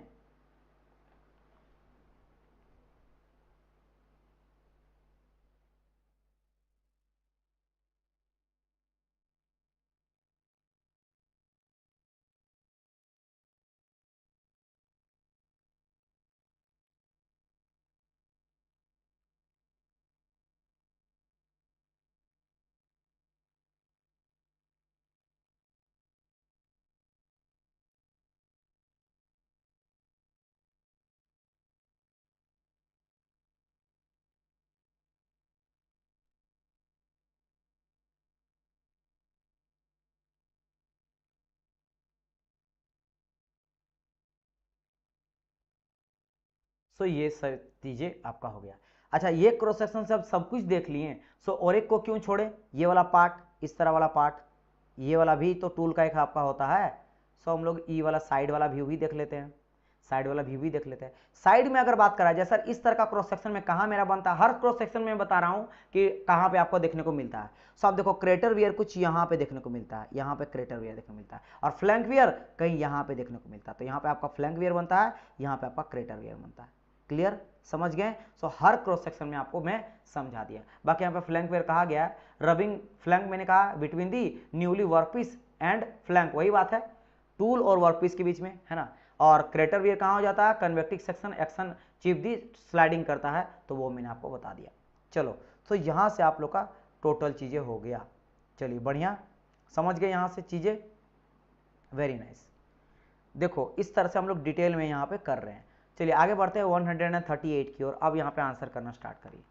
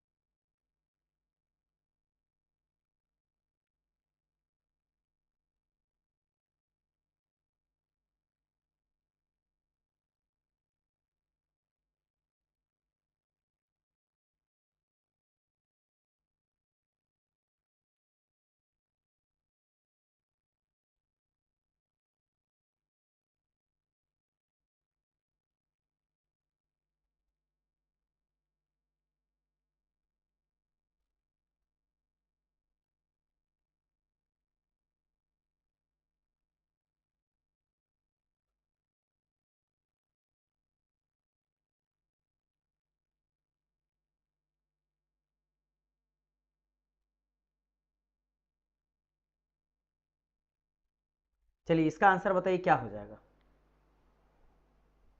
अभी तक आंसर नहीं है आप लोग का। देखो इसके लिए भी एनिमेशन का जरूरत पड़ेगा, सो मैं यहाँ पे लाया हूँ, जहाँ पे जो एनिमेशन का जरूरत है उस जगह पे मैं लाया हूँ, उस जगह पे मैं लाया हूँ। ठीक है, सो आप लोग यहाँ पे बोल रहे हो सी, चलिए ठीक है देख लेता हूँ मैं। सी आप लोग बोल रहे हो, राइट। सो सी तो यहाँ पे डियर आंसर नहीं होगा। चलिए देख लेते क्वेश्चन क्या कहा गया। यहाँ पे अलग अलग तरह का मैन्युफैक्चरिंग प्रोसेस का बात करा गया और कंडीशन का बात करा गया। ठीक है, लाइक जैसे जीरो रेक्टेंगल किस में लेते हैं, नोज रेडियस कहाँ बनता है, लो स्पीड किस केस में लिया जाता है है ना, यही सब बात करा गया है। तो एक काम करते हैं हम लोग एनिमेशन के थ्रू समझते हैं। जैसे बात करेंगे फिनिशिंग टर्निंग का, फिनिशिंग टर्निंग का बात करते हैं, ठीक है, फिनिशिंग टर्निंग का। सो अगर आप फिनिशिंग कर ले तो ये एनिमेशन आपका फिनिशिंग का, ये वाला नीचे वाला, ये किसका, मेरा फिनिशिंग का है ना। आप देखो ना यहाँ पे क्या कहा गया है, देखो फिनिशिंग कहा गया ना, कहा गया मेरा फिनिशिंग टर्निंग करके, है ना, फिनिशिंग टर्निंग करके, फिनिश टर्निंग बोल सकते हैं इसको, टर्निंग, टर्निंग कर रहे हैं सिंगल पॉइंट कटिंग टूल से और फिनिशिंग किया जा रहा है। सो आप खुद ही समझो कि अगर यहाँ पे फिनिशिंग टर्निंग कर रहे हैं, है ना, तो यहाँ पे नोज कहीं ना कहीं बहुत ज़्यादा मेरा फर्क पड़ जाता है। क्या फर्क पड़ जाता है, नोज रेडियस इसका। सो यहाँ पे नोज रेडियस, क्योंकि जब फिनिशिंग टर्निंग करते हैं तो टूल का नोज रेडियस बहुत ज़्यादा एक इम्पैक्ट डालता है। तो यहाँ से ये वाला चीज़ समझ गए। अब बढ़ जाते हैं यहाँ पे क्या, नोज समझ रहे हो ना, नोज ये वाला टूल का ये वाला पास को हम लोग कहते हैं, ठीक है। ये पूरा यहाँ से लेकर यहाँ तक जो रहेगा नोज वाला पार्ट फिनिशिंग करने में बहुत इंपॉर्टेंट प्ले रोल करता है, क्योंकि वो पूरा शार्प अगर रहेगा तो सही तरह से फिनिशिंग नहीं कर पाएगा, जहाँ तहाँ से डिग कर जाएगा, गड्ढा कर देगा। अच्छा, फिर बात करते हैं फॉर्मिंग का।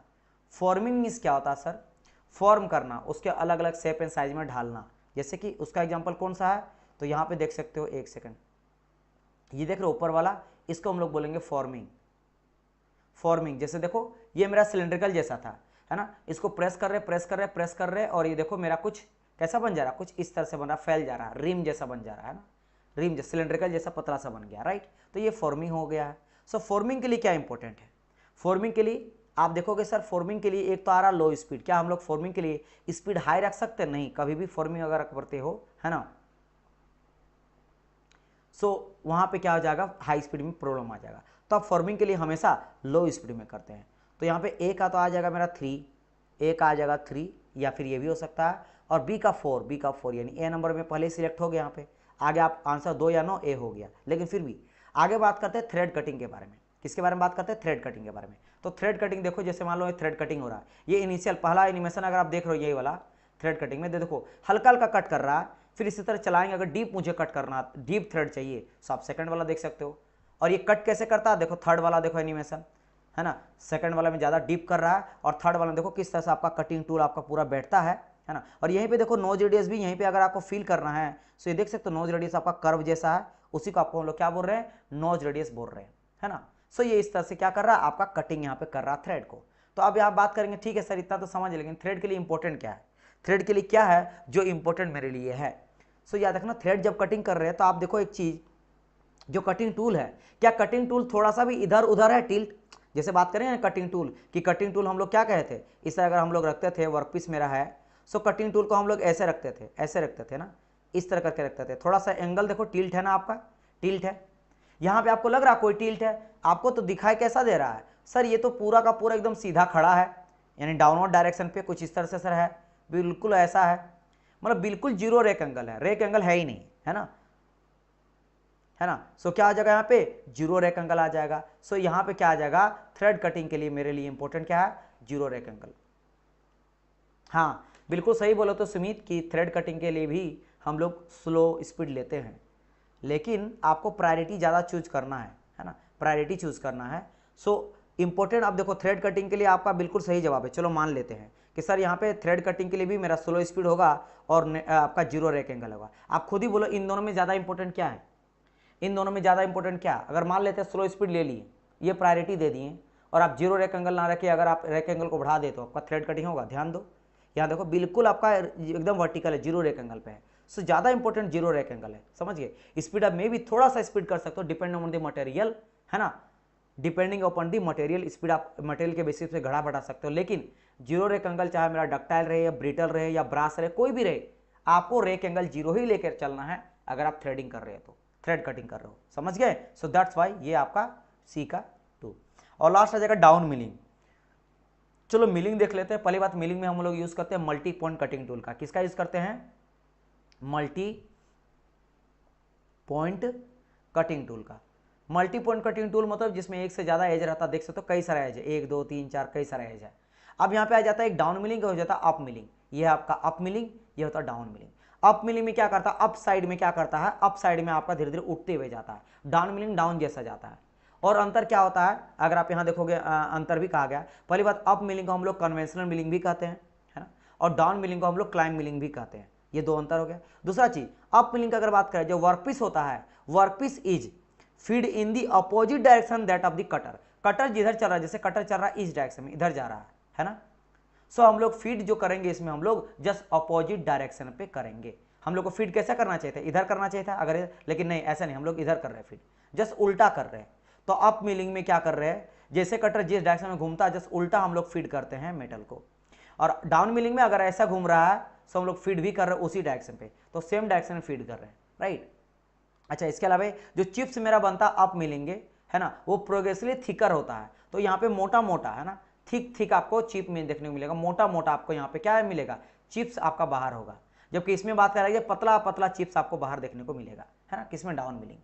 इसके अलावा स्ट्रॉन्ग क्लैंपिंग रिक्वायर्ड, अगर आप अप मिलिंग कर रहे हो तो ज़्यादा आपको क्लैंपिंग करना पड़ता है ना। तो क्योंकि since the cutting speed is directly upward, ये अपवर्ड डायरेक्शन में जा रहा है ना, जिधर आपका लिफ्ट करेगा वर्कपीस को, अगर अच्छे से नहीं पकड़ोगे तो ये क्या करेगा, वर्कपीस को उठा के ले जाएगा, समझ गए, अपनी ओर।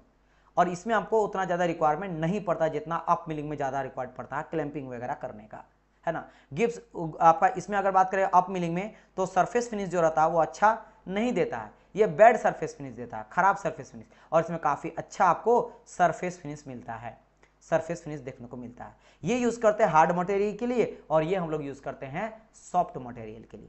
तो डाउन मिलिंग का बात करा गया है ना, तो डाउन मिलिंग के लिए देखो क्या यहाँ पे एक लग रहा है जो आपके लिए इंपॉर्टेंट हो जाता है, सो इंपॉर्टेंट होता है बैकलेस एलिमिनेटर, है ना, ये चीज़ हो जाता है, समझ गए। सो यहाँ पे करेक्ट आंसर हो जाएगा मेरा ए नंबर। क्या कोई मेरे को एक्सप्लेन करके बताएगा बैकलेस एलिमिनेटर क्या बेसिकली है, डाउन मिलिंग का इंपॉर्टेंस, एनीवन बताइए। और सेशन को लाइक भी आप लोग करना है सभी को, ठीक है, बताइए क्या हो जाएगा इसका आंसर।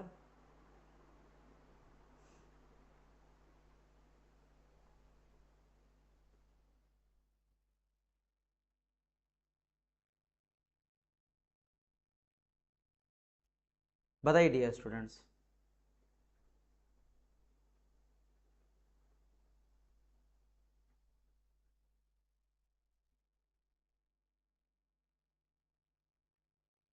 याद रखना बैकलेस जो आपका एलिमिनेटर होता है एक डिवाइस होता है, सिंपल सा बात है, समझ गए, एक डिवाइस होता है जो हम लोग क्या करते हैं बैकलेस को एलिमिनेट करने के लिए यूज में लाते हैं, समझ गए।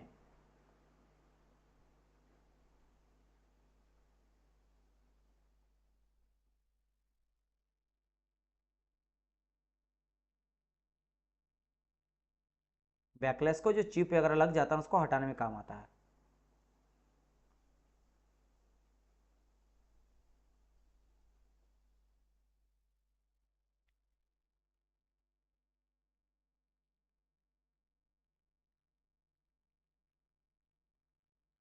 तो मैंने बता दिया डियर स्टूडेंट, एक क्या होता है मेरा, इट्स अ डिवाइस, है ना, जिसका काम रहता है डाउन मिलिंग में केवल यूज किया जाता है बैकलेस को एलिमिनेट करने के लिए। या फिर आप ऐसे समझोगे कि इसका प्राइमरी फंक्शन होता है क्लाइंब करना, क्लाइंब मिलिंग करना, है ना। देखो अगर मैं बात करूंगा यहाँ पे,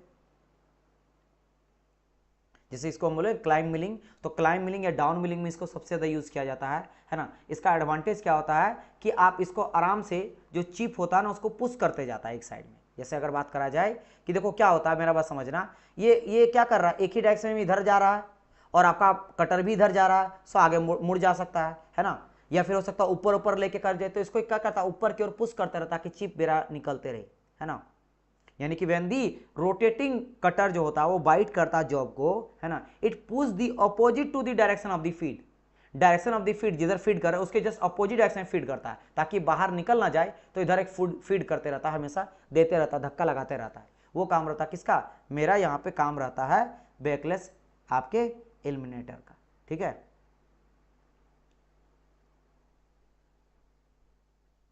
समझ गए।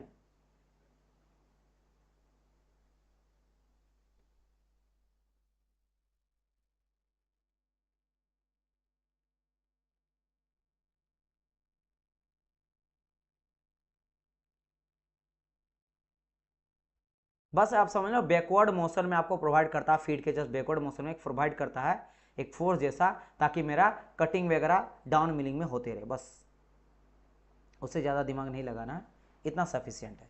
चलो भाई, सो अब बढ़ते हैं हम लोग नेक्स्ट क्वेश्चन की ओर। 139 in HSS the tungsten can be substituted by tungsten को हम लोग किसी और चीज से सब्स्टिट्यूट कर देते हैं, है ना, स्टील में, खासकर HSS में, यानी कि हाई स्पीड स्टील में। सो कौन करता है उसके बारे में कहा गया है।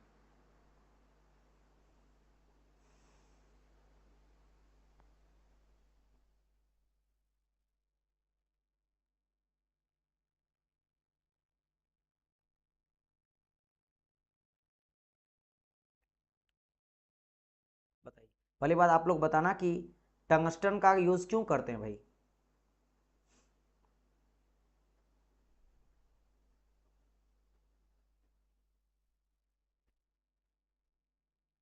चलिए बताइए। आयरन बेस एलॉय होता है टंगस्टन, लेकिन और कुछ कुछ मेरा और भी चीज़ें हम लोग मिलाते हैं।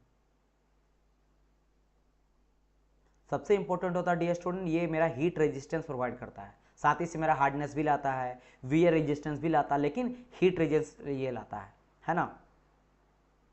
और खास कर ये जितनी भी कटिंग टूल होता है ना, कटिंग टूल हो गया, ड्रिल हो गया, है ना, इन सभी जगहों पे यूज़ किया जाता है।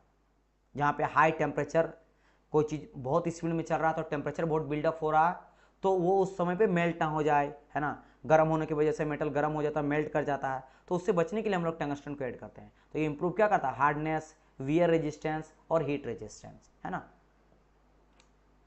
समझ गए, ये क्या क्या इंक्रीज करता है, मेरा हार्डनेस को इंक्रीज करता है, वियर रेजिस्टेंस को इंक्रीज करता है, वियर रेजिस्टेंस को, और सबसे इंपॉर्टेंट क्या, हीट रेजिस्टेंस, हीट रेजिस्टेंस, समझ गए, इसको इंक्रीज करता है। सो ये मेरा ये चेंज कर सकता है मेरा मोलिब्डेनम को, सबको पता है, इसके थ्रू से हम लोग इसको चेंज किया जा सकता है, क्योंकि मोलिब्डेनम का जो इफेक्ट होता है सेम इफेक्ट होता है आपका मैग्नीज का,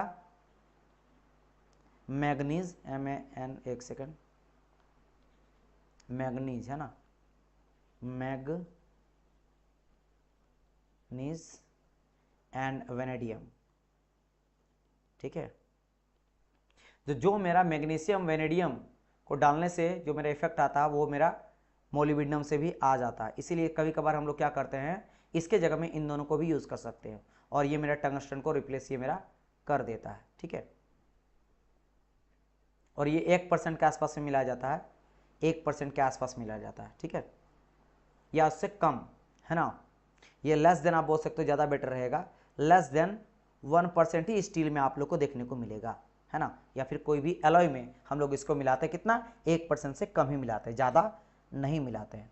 नेक्स्ट क्वेश्चन कहा गया है, what effect does the low cutting speed have on the carbide tool और वर्कपीस, है ना। तो क्या कहा, what the effect does the low cutting speed have on the carbide tool. अगर कोई कार्बाइड टूल में या वर्कपीस में हम लोग कटिंग स्पीड को लो कर देंगे तो टूल लाइफ घटेगा, बढ़ेगा, कोई इफेक्ट ही नहीं होगा, या वर्कपीस को स्पॉइल कर देगा। क्या होगा बताइए इसका आंसर।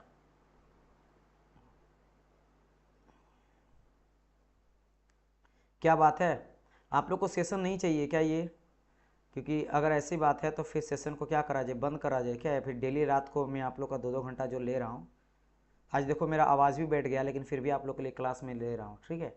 सो इसके लिए तो बिल्कुल नहीं रहा हूँ, तो बच्चे यहाँ पे 2-4 आए या नहीं आए, आप लोग बताना, आप लोग को अगर नहीं चाहिए सो मैं इस सेशन को फिर बंद कर दूँगा।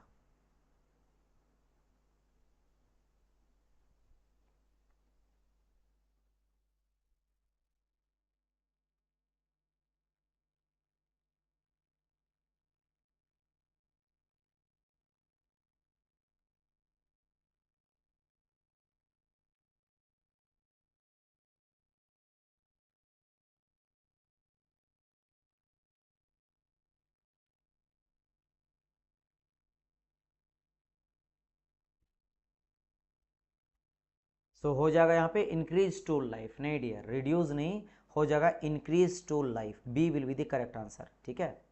अगर जैसे जैसे मेरा क्या होता, कटिंग स्पीड जो रहेगा वो मेरा, कटिंग स्पीड अगर मेरा डिक्रीज करेगा, टूल लाइफ इंक्रीज, है ना, समझ गए। चलिए अब आप बोलेंगे सर कैसे, सो आप जो यहाँ पे बोले हो डियर कि रिड्यूस करेगा, कैसे करेगा डियर, वी टी पे power N equal to T नहीं होता, वी टी पे power N equal to constant होता है, ठीक है। सो अगर मैं बोलूँगा यहाँ पे कि वी और टी के बीच में क्या रिलेशन आ जाता है, V inversely proportional to T आ रहा था, V is inversely proportional to T, यहाँ पे देखने को मिल रहा कि नहीं, बिल्कुल सर मिल रहा है। सो आप खुद ही समझो, ये अगर बढ़ेगा सो ये क्या होगा, when the cutting speed increase, है ना, टूल लाइफ क्या करेगा मेरा, घटेगा ना, घटेगा कि नहीं बताओ।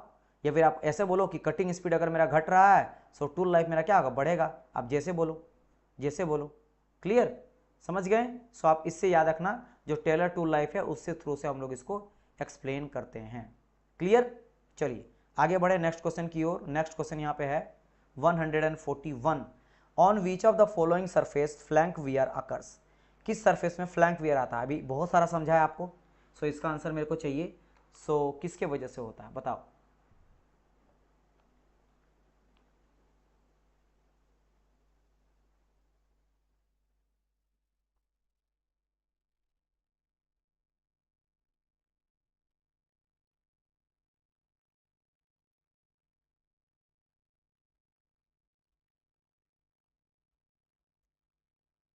फ्लैंक वियर कहाँ, नोज,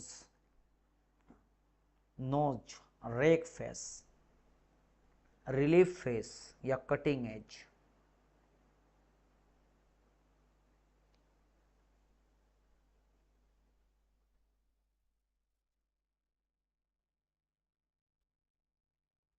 नहीं देखो, रिलीफ आप बोल दिए डियर, रिलीफ कहां से होगा, रेक फेस कहेगा ना डियर, आपका यहां पे बनता था, ठीक है।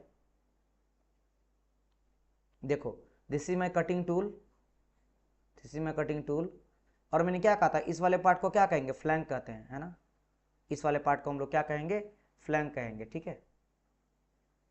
So rake face of the tool, sorry sorry sorry, relief सिर्फ, हाँ yes yes, correct correct correct, relief, मैंने रेक तो इधर चल जाएगा ना, हाँ बिल्कुल बिल्कुल, relief face, relief face, yes yes, इसको फ्लैंक कहेंगे।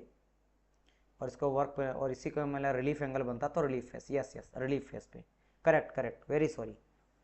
चलिए क्रेटर वियर का, किसका, फ्लैंक वियर का बात किया था, क्रेटर का नहीं बात किया था, ठीक है ठीक है। Next question, tool life can be increases by increase, tool life को हम लोग कैसे इंक्रीज कर सकते हैं, देखने से ही पता चल रहा है कि आंसर क्या आ जाएगा,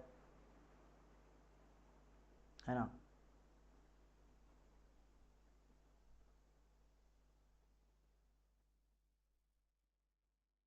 बाय इंक्रीजिंग कहा गया, ध्यान देना, tool life increase by increasing cutting speed मत बोल देना, क्योंकि ये इन्वर्सली होता है ना। सो अगर आपका यहाँ पे क्या हो रहा, टूल लाइफ को बढ़ाना है तो ऑब्वियसली बात है डिक्रीज करेंगे कटिंग स्पीड तब जाकर बढ़ेगा, तो वो तो आंसर होने वाला नहीं है। वी टी पे पार एंड इक्वल टू कॉन्स्टेंट जो हम लोग निकाले थे कि वी जो होता है वो इन्वर्सली प्रोपोर्शनल टू टी होता है 1/t, तो टी यहाँ पे बढ़ाने बोल रहा तो ये घटाने बोलेगा, लेकिन ये भी बढ़ाए, क्या बढ़ाएंगे कि बढ़ेगा, मतलब डायरेक्टली प्रोपोर्शनल के रिलेशन यहाँ पे आपसे पूछा गया है, ठीक है। डायरेक्टली रिलेशन आपसे यहाँ पे क्वेश्चन पूछा गया है, वो आपको यहाँ पे आंसर देना है, ठीक है।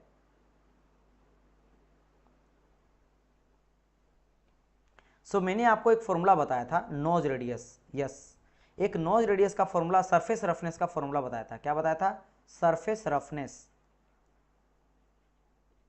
रफनेस, सरफेस रफनेस जिसको हम लोग किससे शो करते थे, एच से, मैंने आपको बताया था, सरफेस रफनेस जिसको हम लोग किससे दिखाते हैं, एच से, एच से। और एच इक्वल टू क्या मैंने फॉर्मूला बताया था कि that H equal to F square upon 8r, क्या मैंने बताया था, वेयर एच जो हो जाएगा वो सरफेस रफनेस हो गया, सरफेस क्या हो गया, रफनेस हो गया, और यहाँ पे एफ जो है ये क्या हो जाएगा, ये आ जाएगा आपका फीड, और आर तो सबको पता है, nose radius, nose radius, nose radius. अब यहाँ पे अगर आप देखते हो सो क्या नजर आ कि सर अगर मेरा आर बढ़ रहा है, आर अगर मेरा बढ़ेगा तो ऑब्वियसली बात है ना, नोज रेडियस अगर मेरा बढ़ रहा है सो एच जो होगा वो सरफेस रफनेस भी बढ़ेगा, जिसकी वजह से टूल लाइफ मेरा इंक्रीज करेगा, ठीक है। तो यहाँ पे टूल लाइफ को इंक्रीज करने के लिए हम लोग क्या कर सकते हैं, नोज रेडियस को बढ़ाएंगे। गुड इवनिंग के very good evening. So answer हो जाएगा क्या मेरा, नोज रेडियस।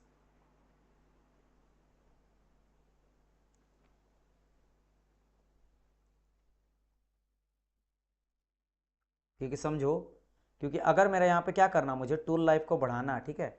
सो अगर मैं नोज रेडियस को बढ़ाता हूँ सो मेरा सरफेस रफनेस कम होगा, और रफनेस अगर कम होगा, जितना कम रफ होगा यानी मिनिमम रफनेस हो रहा, मिनिमम अगर रफनेस हो रहा इट मीन्स ऑब्वियसली बात है कि टूल का लाइफ जो है वो मेरा बढ़ रहा है, टूल का लाइफ क्या हो रहा है मेरा, बढ़ रहा है, क्लियर, समझ रहे हो मेरी बात, है ना। इस चीज़ का ध्यान रखना। तो और एक चीज़ यहाँ पे कहा जाता है कि अगर आप लार्ज टूल है ना, अगर आप टू लार्ज नोज रेडियस लेते हो है ना, उसके वजह से फिर चेटरिंग आने लगता है। वो इंड्यूस क्या करता है, इंड्यूस करता है चेटरिंग। सो इसका मतलब ये नहीं कि आप टूल लाइफ को बढ़ाने के चक्कर में, क्योंकि आपको तो नजर आ गया सर अगर नोज रेडियस को बढ़ा देंगे सो मेरा रफनेस कम होगा और टूल लाइफ मेरा बढ़ेगा। मतलब सर इनडायरेक्टली मुझे ये समझ आया कि सर आर जैसे जैसे बढ़ रहा है वैसे वैसे मेरा टूल लाइफ जो है ना, टूल लाइफ भी मेरा बढ़ रहा है, टूल लाइफ बढ़ रहा है। तो सर एक काम करता हूँ ना, इसको मैं मैक्सिमम ले लूँगा, बहुत ज़्यादा ले लूँगा, ज़्यादा से ज़्यादा ले लूँगा, मोर इंक्रीज कर दूंगा मैं। नहीं, अगर आप ज़्यादा इंक्रीज करते हो टू लार्ज अगर नोज रेडियस को कर देते हो तो चेटरिंग आने लगता है, यानी कि आवाज़ आने लगता है मेटल मेटल के बीच में, ठीक है, जो आपका टूल है और वर्कपीस के बीच में। सो ये भी ध्यान रखना कि चेटरिंग से भी बचना है, इसलिए हद से ज़्यादा भी आपको नहीं इंक्रीज करना है क्या, नोज रेडियस। समझ गए, एक लिमिट तक करोगे तब जाके ही सही रहेगा। Which of the following should be more to reduce the wear of the tool. फिर से कहा गया टूल के वेयर को कम करने के लिए क्या करेंगे, क्या ज़्यादा रखेंगे, क्या ज़्यादा रखेंगे कि मेरा टूल का वेयर जो है वो कम होगा, है ना।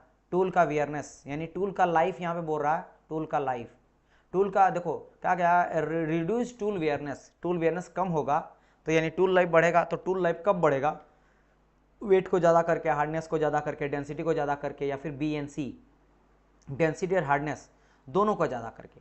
सो इसका आंसर तो आप लोग आराम से कर ही सकते हो, कोई दिक्कत मुझे नहीं लग रहा है ना कि इसका आंसर आप लोग नहीं कर सकते हो। चलिए ट्राई करिएगा क्या हो जाएगा इसका आंसर।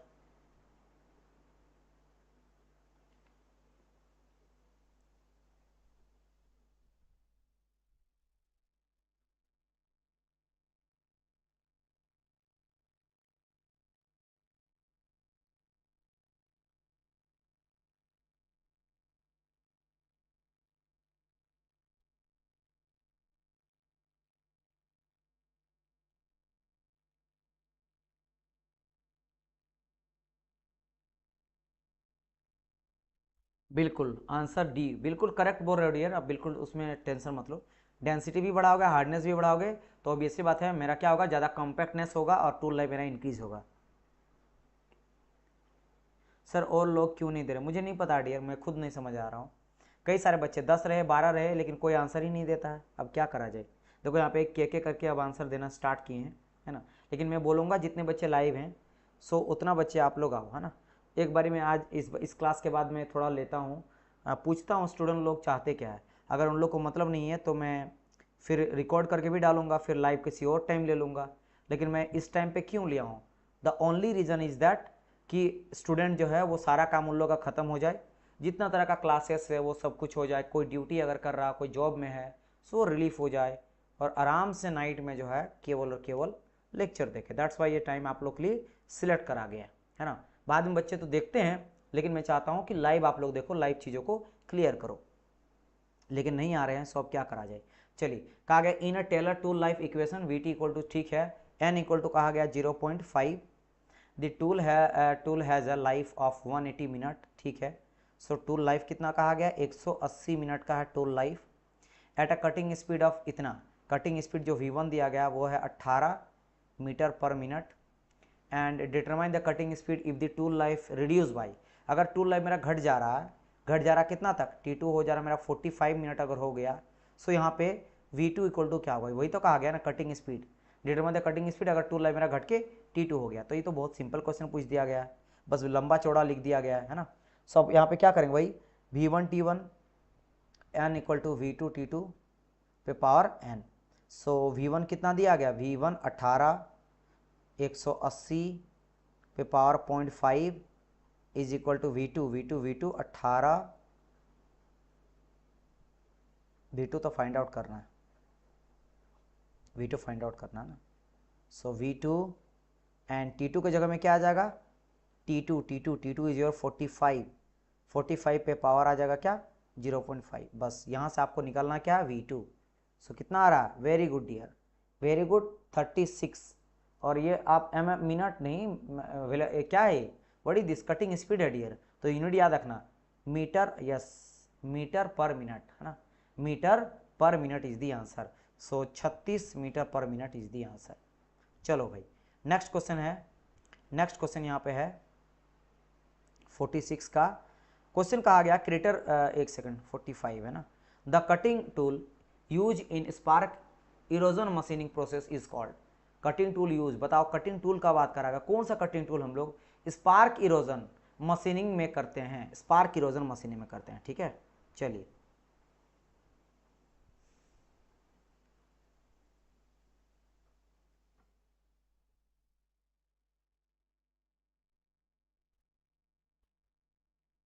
स्पार्क इरोजन मशीनिंग एक प्रोसेस होता है जो बेसिकली इलेक्ट्रिक डिस्चार्ज मशीनिंग में करते हैं, ईडीएम में यूज़ करते हैं, ईडीएम है ना। इलेक्ट्रिक डिस्चार्ज जो मशीनिंग होता है उसमें एक प्रोसेस होता है, मशीनिंग प्रोसेस, जिसको बोलते हैं स्पार्क इरोजन मशीनिंग, है ना। सो उसमें हम लोग क्या करते हैं कि एक इलेक्ट्रोड की तरह यूज़ करते हैं हम लोग किसको, आपके स्पार्क इरोजन मशीन को। तो ईडीएम में एक इलेक्ट्रोड होता है जिसको हम लोग बोलते हैं क्या है, स्पार्क इरोजन मशीन।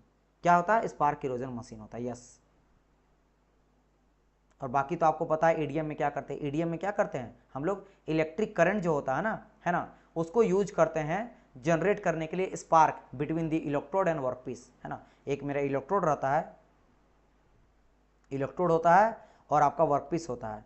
सो इलेक्ट्रोड और वर्कपीस के, है ना, वर्कपीस के बीच में हम लोग क्या प्रोड्यूस करते हैं, स्पार्क प्रोड्यूस करते हैं, स्पार्क प्रोड्यूस किया जाता है ना, है ना, करंट के थ्रू इन ईडीएम मशीन, यानी कि ईडीएम मशीन बोले तो, ईडीएम मशीन बोले तो इलेक्ट्रिक डिस्चार्ज मशीनिंग, ठीक है, समझ गए। चलिए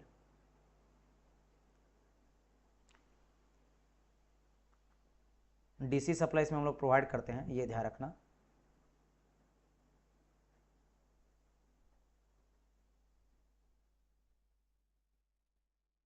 नेक्स्ट क्वेश्चन की ओर बात करते हैं अब। क्या कहा गया, crater wear occur due to which of the following phenomena, किसके वजह से क्रेटर वियर आता है। याद करो क्रेटर वियर कहाँ होता था, है ना, आपका टूल है,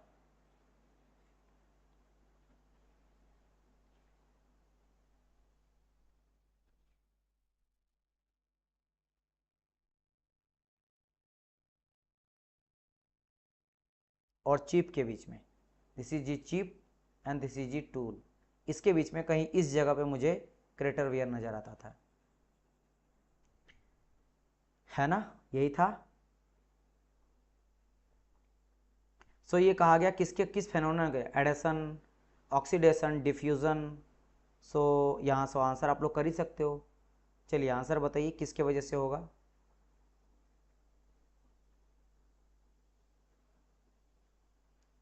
ये मेनली होता है डिफ्यूजन के वजह से, ड्यू टू डिफ्यूजन देखने को मिलता है। और ये कटिंग स्पीड जब आप ज़्यादा रखते हो तब होता है, स्पीड ज़्यादा रखते हो तो आपको दिखता है क्रेटर वियर, जब स्पीड आपका कम होता है तब वो आपको मिलता क्या है ना, फ्लैंक वियर।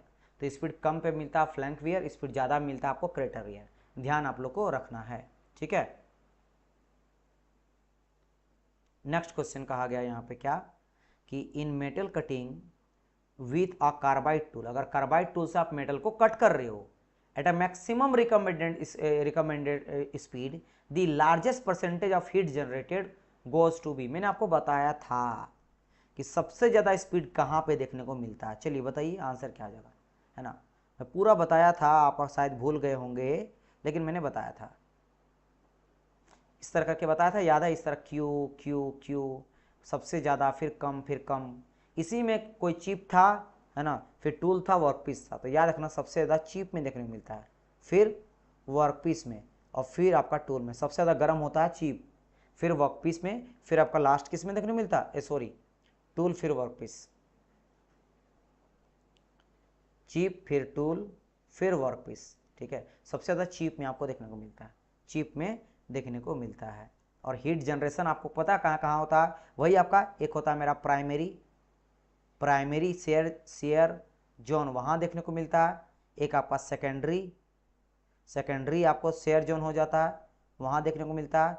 और एक हो जाता है टूल एंड वर्क इंटरफेस, 3 जगहों पे देखने को मिलता है। इसके यहाँ पे अगर मैं मैक्सिमम हीट जनरेशन बात करा जाओ तो आपको यहाँ चिप पे देखने को मिलता है, यहाँ भी आपको चिप में ही देखने को मिलता है। और जो टूल वर्कपीस के बीच में होता है ये टूल में देखने को मिलता है। ठीक है, समझ गए। सो ये मैक्सिमम मिनिमम का बात करा गया है। अगर मैं यहाँ पे मैक्सिमम लिखता हूँ, ये सभी मैक्सिमम का कंडीशन है।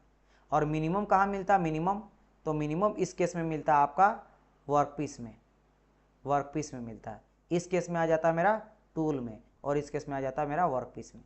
ठीक है सर, नाइट में डाटा बहुत ख़त्म हो जाता है, उस वजह से बहुत लोग नहीं आ पाते होंगे लाइव।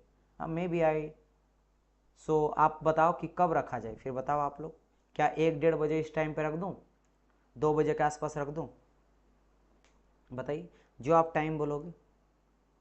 चलिए, सो आज इस आपके टॉपिक का, न्यू टॉपिक स्टार्ट करने वाले हैं, उससे पहले का ये लास्ट वाले क्वेश्चन कर लो, देन हम लोग न्यू टॉपिक अब कल से ही देखेंगे। लेकिन हाँ, इस क्वेश्चन को पहले लगा लीजिए। ये क्वेश्चन क्या कहा गया है, Taylor tool life equation is follows as. देखो कितना प्यारा क्वेश्चन है। ये क्वेश्चन डीएमआरसी जेई का है और आरआरबी मुंबई जेई का है। सबको पता है वीटी पे power N equal to constant, A will be the correct answer. Where V क्या आ जाता है, this is your cutting speed, ये मेरा कटिंग स्पीड होता है ना, कटिंग स्पीड होता है। टी क्या हो जाता है सर, मेरा टूल लाइफ होता है, और ये हम लोग सर मिनट में लेके चलते हैं। एन क्या आ जाता है सर, ये मेरा टूल लाइफ एक्सपोनेंट होता है। टूल लाइफ क्या हो जाता है, मेरा एक्सपोनेंट हो जाता है। एंड सी क्या आ जाता है सर, सी मेरा मशीनिंग कांस्टेंट हो जाता है, मशीनिंग कांस्टेंट हो जाता है। सो यहाँ this is the last question of, चलो हर्ष अभी जुड़े हैं, वेरी गुड इवनिंग हर्ष।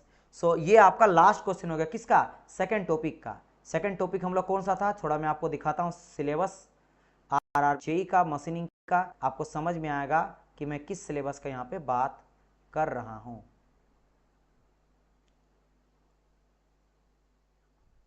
यस, ये देख रहे हो, ये हम लोग का यहाँ तक खत्म हो गया। ये आपका टॉपिक जो भी है, जो भी मैं अंडरलाइन किया हूँ, nomenclature of single point cutting tool, tool geometry, tool signature, function of tool angle, ये टॉपिक हम लोग अभी, ये लास्ट क्वेश्चन था, अब हम लोग इस टॉपिक को यहाँ पे क्लियर कर चुके हैं। इस टॉपिक को हम लोग यहाँ पे क्लियर कर चुके हैं, समझ बात। चलो एक सेकंड, हाँ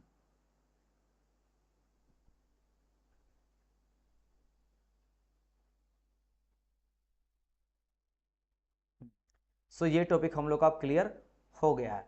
नाउ अब हम लोग न्यू टॉपिक स्टार्ट करेंगे, और वो क्या आ जाएगा, है ना, जनरल एंड स्पेशल ऑपरेशन। यानी अब हम लोग स्टार्ट कर रहे हैं इसको, जनरल एंड स्पेशल ऑपरेशन, जिसमें हम लोग क्या क्या बात करेंगे, turning, facing, taper turning, thread cutting, learning, forming, drilling, boring, rhyming, ये सब। इसके अलावे है ना, कीवे कटिंग, ये सब, ये इस टॉपिक को नाउ अब हम लोग देखेंगे। तो this is the third topic of machining, है ना। इसके बाद जो स्टार्ट हो जाएगा, है ना, उसके बाद आगे का देखेंगे।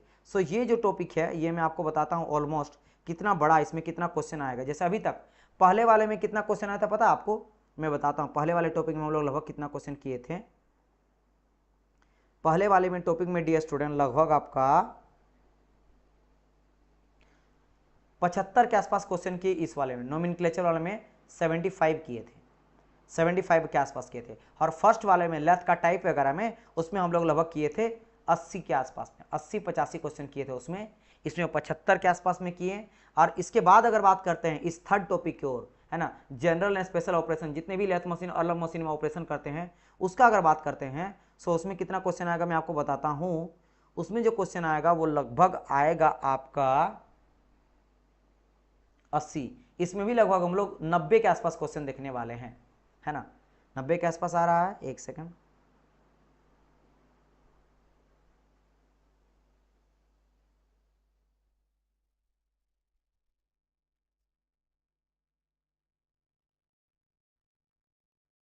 नहीं नहीं नहीं नहीं, 30 क्वेश्चन, 30 क्वेश्चन, इसमें ज़्यादा क्वेश्चन नहीं मिलेगा। इसलिए मैं कहा था मेजर जो सेक्शन है वो हम लोग का कंप्लीट हो चुका है। ये वाला जो पार्ट है ना, जनरल एंड स्पेशल ऑपरेशन, ये वाला, इसमें हम लोग को 30 क्वेश्चन के आसपास केवल देखने को मिले, बस 30 क्वेश्चन। अब मैं ये सब क्यों बता रहा हूँ आपको, ये सब क्यों बता रहा हूँ, देखो मैं पागल नहीं हूँ कि ये सब बता रहा हूँ। सर क्वेश्चन से क्या मतलब है, जब मैं लास्ट 20 ईयर का क्वेश्चन लिया हूँ तो सभी तरह का क्वेश्चन लिया, आप देख ही रहोगे, है ना। चाहे मैं बात करता हूँ जूनियर इंजीनियर का बात करता हूँ, या सीनियर सेक्शन इंजीनियर का बात कर लेता हूँ यहाँ पे, या फिर मैं बात करता हूँ डीएमआरसी जेई का बात करता हूँ, या अलग अलग जोन में जो एग्जाम हुआ, जैसे मुंबई में एग्जाम हुआ है, या फिर मैं बात करता हूँ डीएमआरसी या कोंकण रेलवे में एग्जाम हुआ है ना, या फिर आपका देख सकते हो आपका कोलकाता में एग्जाम, अलग अलग जगह पे हुआ है, सबको मैं यहाँ पे लिया हूँ, राइट। सो इट मीन्स आपको इससे भी ये समझ आएगा कि इसका मतलब सर कि कौन सा टॉपिक मेरा ज्यादा मशीनिंग में जरूरत है, कौन जिसका वेटेज ज्यादा है। सो अगर मैं इसका वेटेज अभी तक बात करता हूं, सो पहले वाले में हम लोग कितना क्वेश्चन देखे, एग्जैक्टली 81 क्वेश्चन लगाए थे फर्स्ट वाले में। सेकंड का अगर मैं बात कर लेता हूं तो मैं पूरा का पूरा डाटा आप लोग को बताता हूं कि हम लोग कितना लगाए हैं ना। सेकंड वाले टॉपिक में आपका कितना हो गया जानते हो, एक सेकंड, हाँ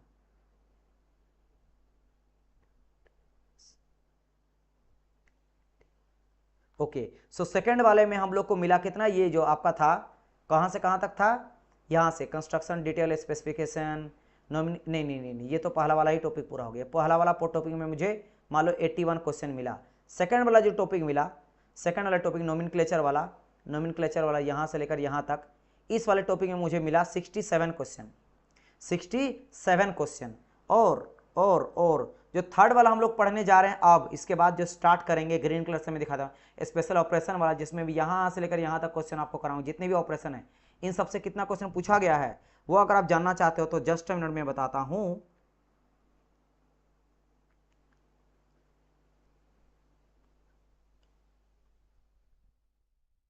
27, ओनली 27 क्वेश्चन पूछा गया लास्ट 20 ईयर में। आप समझो, वेटेज समझो, है ना। फिर इसके बाद आ जाता है यहाँ पे क्या,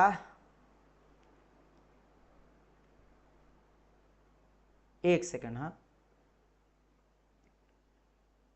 हाँ ठीक है, ये इधर आ जाएगा। सो इसके चलो ठीक है, यहाँ तक देख लेते हैं। शेपिंग, प्लानिंग एंड स्लॉटिंग, ठीक है, एंड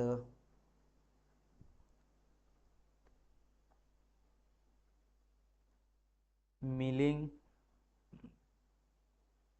ठीक है, मिलिंग मैन्युफैक्चरिंग ऑफ गियर, ठीक है, ओके, ठीक है, समझ गए।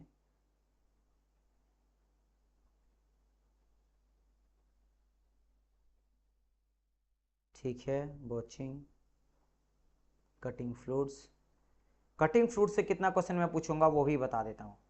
इस वाले टॉपिक से कितना क्वेश्चन आपको पता चलेगा वेटेज के बारे में, एंड लुब्रिकेंट, इससे कितना क्वेश्चन पूछेगा मैं आपको समझाता हूँ।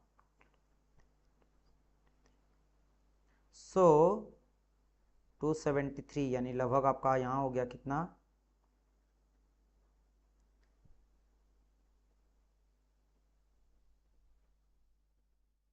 Only 14 question. यहाँ से कितना पूछा गया है, 14 क्वेश्चन पूछा गया, ठीक है। सो ये हो गया। और इसके पहले जो मेरा था बॉचिंग मशीन से, बॉचिंग वाला जो मशीन है ना, बॉचिंग मशीन, इससे कितना पूछा जाएगा, 10 क्वेश्चन पूछा गया है, ठीक है, 10 क्वेश्चन पूछा गया है।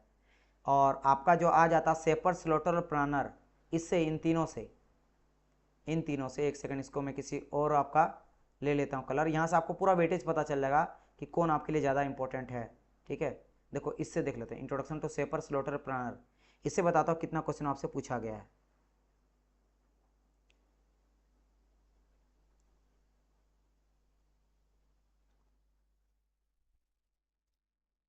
चलो उससे पहले मैन्युफैक्चरिंग गियर और मिलिंग वाला आ गया, तो ये भी जान लो, है ना। मिलिंग एंड मैन्युफैक्चरिंग गियर, इससे कितना क्वेश्चन पूछा गया डियर।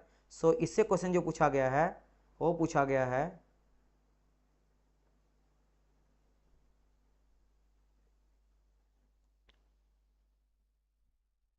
57, ठीक है। एंड एक था मेरा सेपर एंड स्लॉटर वाला ना, सेपर एंड स्लॉटर वाला देख लेते हैं, वहाँ से कितना क्वेश्चन पूछा गया है।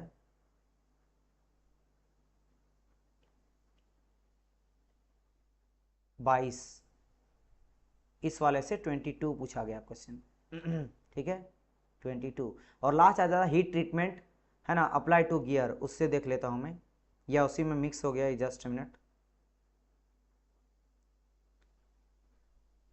ठीक है, हाँ उसी में मिक्स हो गया। यानी ये आपका पूरा का पूरा इसी में, क्या गियर वाला में आ गया ना, सो इसी में आ गया, ये आपका मिलिंग मैन्युफैक्चरिंग गियर में ही आ गया है। सो ये इसी वाले पार्ट में आ गया, इस वाले में ही आ गया, इसी में आ गया, 57 वाला जो बताया गया ना, इसी में आपका आ गया। समझ गए? अब देखो इतना मैं क्यों करा। अब ना अगर आप यहां से निकालना चाहते हो, सर यूथ एजे के बुक का डिस्कशन का पेड कोर्स लिया, कोर्स लिए बहुत लोग इससे लेक्चर खोजते हैं। ठीक ठीक है डियर, सर इसका थ्योरी भी थ्योरी भी तो बताते हैं ना डियर, है ना। सो अब देखो, अब मैं आपको वेटेज बताता हूं।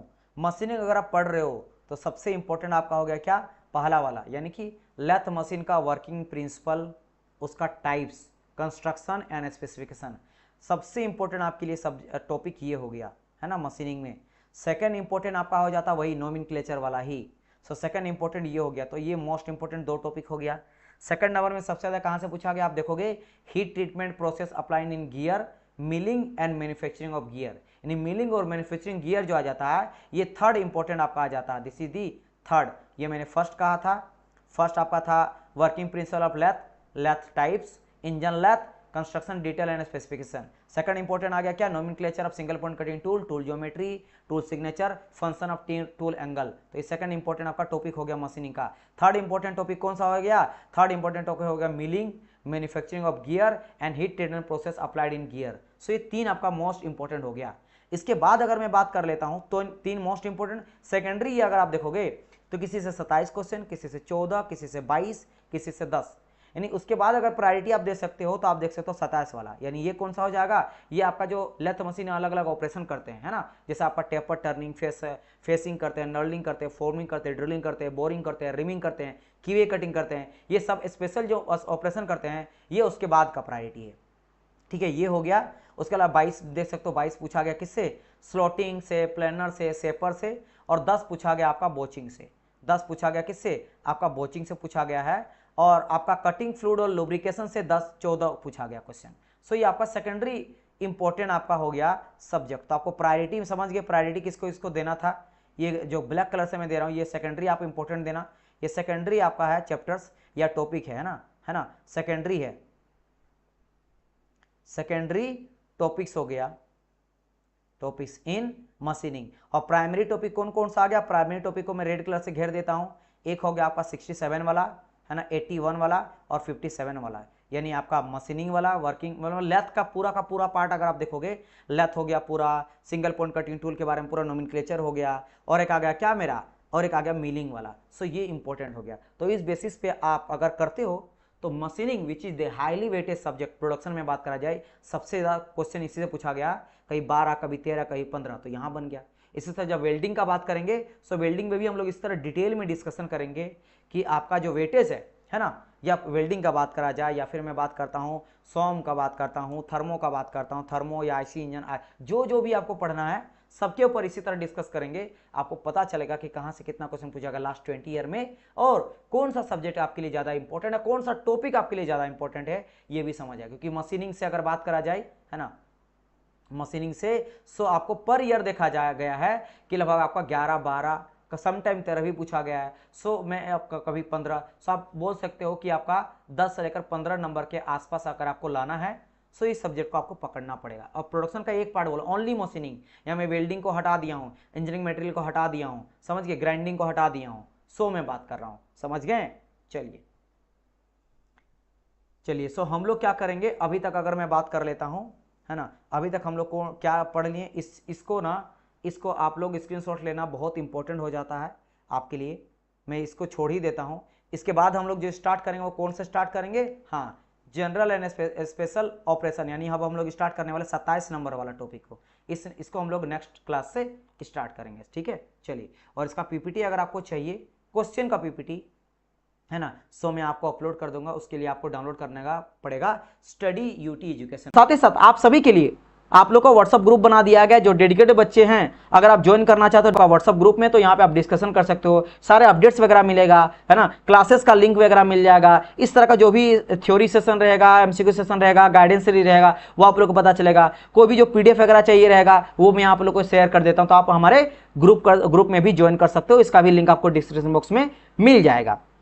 और अगर आप बैच में ज्वाइन करना चाहते हो आरआरबी जेईई 2025 के बैच में, चाणक्य बैच 2.0 में, तो आप जाके ज्वाइन कर सकते हो, जिसमें आप लोग लाइव प्लस रिकॉर्डेड लेक्चर मिलता है। As you know that PDF notes आपको टोटल जितने भी लेक्चर जाता है सारे लेक्चर्स का पीडीएफ नोट्स आपको मिल जाता है, रिवीजन क्लासेस चलता है, लाइव डाउट सेशन चलता है, स्पेशल न्यूमेरिकल सेशन चलेगा आप लोग का। मैं 10-10 आपको इसमें बुक दूंगा क्वेश्चन प्रैक्टिस के लिए, है ना। नोट्स आपको फुल नोट्स और शॉर्ट नोट्स दोनों दूंगा, मतलब नोट्स बनाने का दरकार नहीं है, नोट्स बिल्कुल नहीं बनाना है, केवल लेक्चर देखना है। नोट्स आप प्रिंट आउट निकाल लेना ताकि आपका टाइम बचेगा, है ना। क्वेश्चन प्रैक्टिस के लिए मैं आपको 14,000 प्लस एमसीक्यू दूंगा, 10,000 में और ऐड कर दिया हूं, और 10 में बुक दूंगा, हर एक सब्जेक्ट का अलग अलग मैं क्वेश्चन दूंगा आंसर के साथ, एक्सप्लेनेशन के साथ, ताकि आप रिवीजन कर पाओ। साथ ही साथ टेस्ट सीरीज आप लोग को लेटेस्ट पैटर्न के अकॉर्डिंग मिलेगा ही मिलेगा। समझ गए? ये सब कहां मिलेगा? स्टडी यूटी एजुकेशन एप्लीकेशन को डाउनलोड कर लीजिएगा गूगल प्ले स्टोर से, फ्री पीडीएफ, और जो भी आप लोग का पीओए के सेशन चलता है वही फ्री मिलता है। कुछ टाइम बाद हम लोग टेस्ट सीरीज भी लाएंगे, वो भी आप लोगों को कुछ टेस्ट सीरीज फ्री में मिलेगा, और बाकी बच्चे के लिए पेड वाले में तो सबको मिलेगा ही मिलेगा। लाइव आप चैट बॉक्स के थ्रू मेरे साथ बात कर सकते हो, एप्लीकेशन के थ्रू, और क्लासेस अपडेट्स के लिए व्हाट्सएप ग्रुप में आप ज्वाइन कर सकते हो। चलिए, thank you so much for watching.